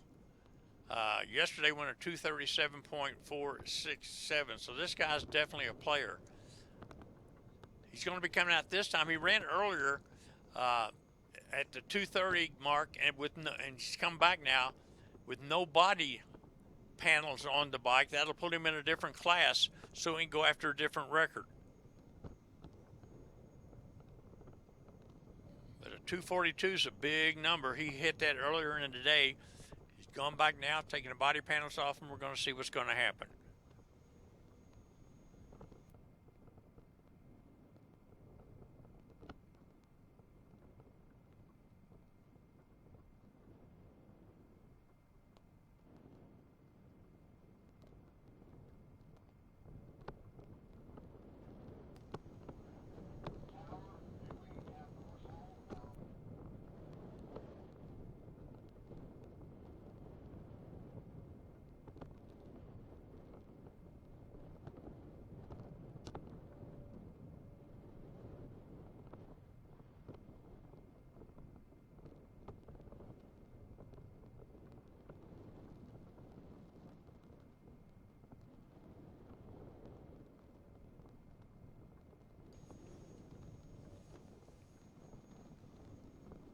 Richard Placenta is up next in the 63 Studebaker Avani. We saw him a moment ago, made a run earlier in the day. This is the guy that started racing in 1958 in Hawaii. Right. He's just having a second childhood, if you were. Well, really, you're never too old to have a happy, to outgrow your childhood, I guess. This vehicle makes 750 horsepower to rear wheels on a drag strip. This particular vehicle can go a 950 on the quarter mile. Richard is kind of interesting. He takes a different attitude with these guys because of the body style he runs. A lot of guys run. We haven't seen that many Mustangs here today, or this weekend, as a matter of fact. We need to see the Ford guys to come out and flex their muscle. They have. Aaron Brown, of course, with his combinations, the Ford combinations that he runs in the two vehicles, the world's fastest rat rod and the Performance Plus oil vehicle. He's making carrying colors for the Ford team, and right now Richard is getting ready to make his shot in the Avani. The Avani is a different type of air. Everybody else wants to get as low as they can to the ground. The Avani was designed with the rear window that gets the air off the car differently. This car will not run close to the ground. I mean, it doesn't handle it. You got to get it up off the ground and get air going underneath it as well as air going on top. We saw him run a little bit earlier today. At that time, he went a 196. This sucker's trying to get that 200. He went a 196. He shot for a 200. That's what he said. Went a 196.8. He's going to grit his teeth and pedal a little bit harder this time and see if he can pick it up. As we wind down on the show from the East Coast Timing Association Invitational held at the Spaceport, America in beautiful Truth or Consequences, New Mexico.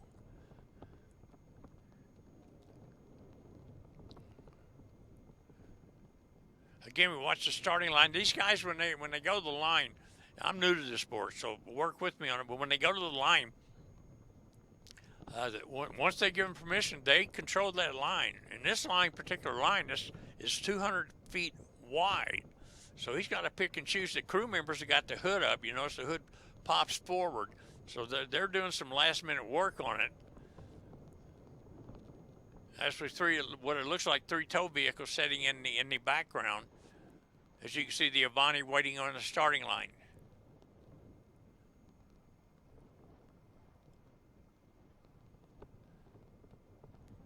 Beautiful hills in the background. As a matter of fact, when they're making their pass, if you look at the hills, you can look at the hills right there. That's the White Sands rocket range over there. 26 mile wide, 100 miles long, and that's where they shoot the rockets up in the air to test them, and that's where they land them over there so they can check them out again. So this is an active base here, or airport facility, where they actually do fire rockets off of this facility, and some of them do land over there. So it's an interesting place. I guess it's the only place in the world that's designed like this. Richard Branson, with his Virgin Airways operation, has leased it for 20 years, and he is going to be moving stuff. Branson is the guy that's going to take everybody to the moon. He's already got a standing room only, if you will, for people that want to go up to the just almost out of the atmosphere and then come back. Okay, moving now. You see the Avani, a little bit of shake on him, back pedals it a little bit. Now he gets into it, picks it up again, trying to drive it out the back door. Car doesn't look that stable. Now it does. It settles down for him. So we're going to pick a time up on him. He does make a run. He did have a bobble in that first half mile. So let's see what's going to happen. Not a lot of dust coming up from behind the car. Oh, man, 198.27 at the 1 mile. Let's see what he got at the 1.5 miles if we push through.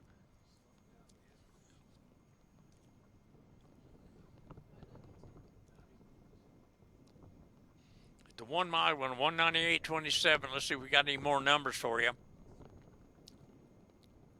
Shooting for the 200, that's the number. See how high that car is off the ground compared to other cars? That is designed with the rear window. They want air to go under the car as well as over the car. And then it pitches back together about 10 feet behind the car is where the air actually goes. Okay, scoring is putting the numbers together for us. We'll have it for you. We know at the mile he was at 198. I hope this guy made it over the 200 mile an hour mark. Man, he's been hammering and nailing and fixing and fighting and fussing and everything else, fighting the 23 mile an hour wind on a brand new concept, 1.5 mile racing. Avani goes to 198. That's the number they're going to stay with, the 198.2. Matter of fact, 198.237 for Richard. Good job, you man.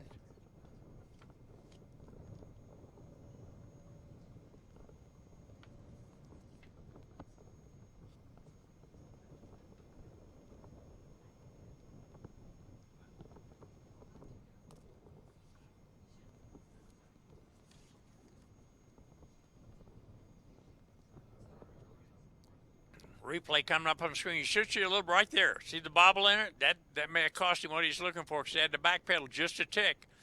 And he was just a tick off of that 200. To 198, man, he was there. Little Avani settles down. Richard picks up the horsepower, and he drives it hard, drives it right on through the mile and a quarter, 1.5 miles. So with the exception of I guess the wind just caught him there, and it made him boogie just a little bit. A little wiggle, and that's what cost him the 200 mile an hour run he was looking for. Doing a good job, though. I'll guarantee you he'll have that 200 before the year's over. He may have it before the day's over. I don't know if these guys are coming back, they're hot lapping, and let's see. We might see him again. I don't know, but let's just kind of sit tight and see.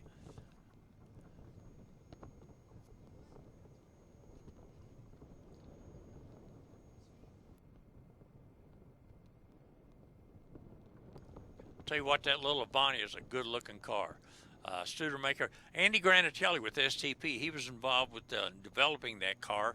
They had all different kind of combinations with it, all different engine type combinations with it, and it just didn't work out. It came out about the same time that the Camaro and the Mustang got going and everything, and really was basically ahead of its time. But when they came out, the market just wasn't there for the Studebaker. The big names kind of beat it out, and it kind of just drifted away. The car is a real successful car on the drag strip because the wheelbase and everything of that car, it handles, especially on short 8th mile tracks. Man, that sucker leaves the line like a rocket. They pull the trigger on them things, but it worked good for him today. It just wasn't the number he was looking for, the 198.237.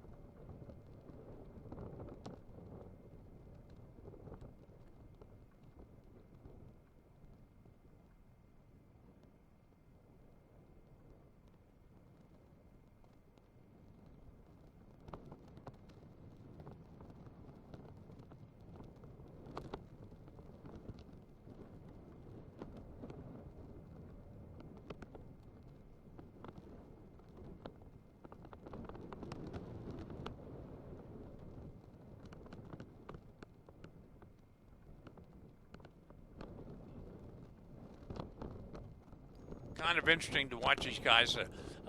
We, like you, you're looking through the same thing we are. To see the movement and lack thereof, some of the movement of what's going on in the starting line, the body language you can't really read to tell what's happening as to who's running next and what have you. showing interest in running. Burns, he's interested in bringing the Kawasaki back. Stubbs, he wants to bring the Suzuki back out. Another Suzuki, Jim Cole, might be making a call. So all these guys are beating up on each other, trying to figure out who's going to go. Cole, man, he's thrown the book at it today. He's worked his way up from a 185 to a 206 to a 206.896. So Stubbs is just taking it, biting it tooth and nail, trying to get, Cole trying to get that out. He is taking and fighting for every inch he can get. Stubbs, bad guy in the sport. Turbocharged Suzuki, and he's got the number. He got a 230 today. He won a 242.587. I believe that's the quickest time we have for the motorcycles.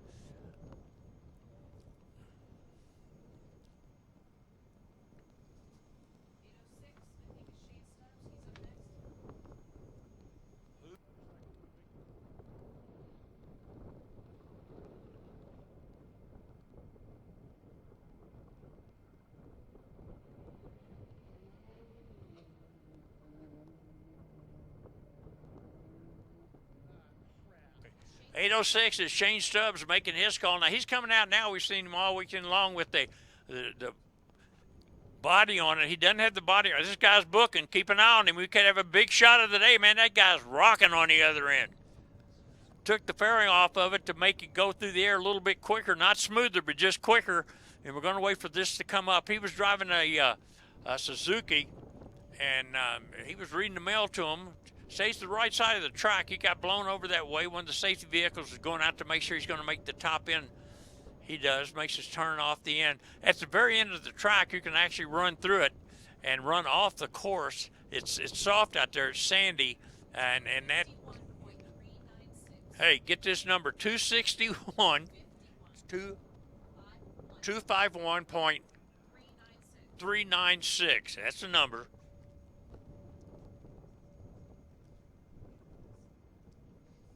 So a 251 for Stubbs, 251.396, showing you take the body off of it and it'll still get through. But what he did, he took the body off because it made the bike wider, okay? But it was slipstream designed to get air over the bike. He took that off the bike and just kind of muscled his way through, and he muscled his way from a, let's see, from a 230 to a 251. That's good muscling for him. Okay, we get ready for Cole to make another shot. He's in the show at the 206. He's made two passes back-to-back at a 206, a 206 flat, a 206.896. He's off. Let's see what's going to happen. Picking him up as he makes his way down the track. You can see him, a little bit of dust coming off the back of the bike. Now, from this angle, it doesn't look like he's moving that hard. You can see the wind blowing. Go right to the finish line. Let's see, he's coming in, working his way in. We're back to the starting line.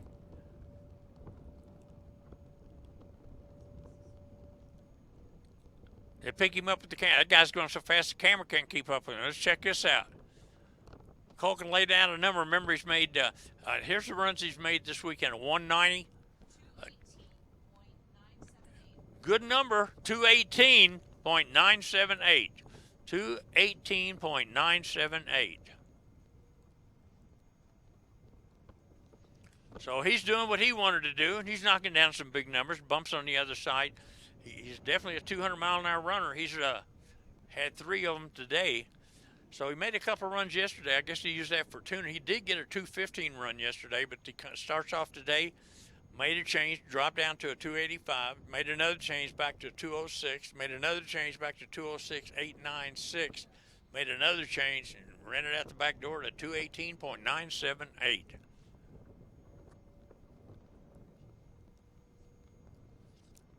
Old Cole, they're working by, all these guys are working. You know, these guys race against each other all the time. And they're not running against each other, they're running against the clock. They're trying to set a record and everything. But it's really neat watching them back in the pit area because they are moving and grooving. They know that we just have a very little time left, that they're going to be able to make a shot. Well, that being said, we understand that today's racing events closed down. That means, hey, thanks a lot for being with us. Hope you enjoy yourself. It's the first event at this venue for the East Coast Timing Association. Mother Nature played tricks on us all weekend long, but we appreciate our fine people on the internet staying with us, and hope all you guys and gals have a good day, a good week, and what have you. Hopefully we can bump into each other again somewhere else down the road. My name's Army Armstrong. On behalf of the Motor Mania TV crew of Joanne and Mark Walters, Joanne, our producer, Mark doing some camera work. You got Troy, who's working with me, and then you got Terry, Susie was working in the pit area doing a great job for us, along with Chad Reynolds. You know Chad, he and Jake Hodges working together, a good combination. So thanks a lot for being with us. We hope you enjoyed it. Good Lord willing, we'll all get back together and do it again, and let's just all thank God we're Americans, right?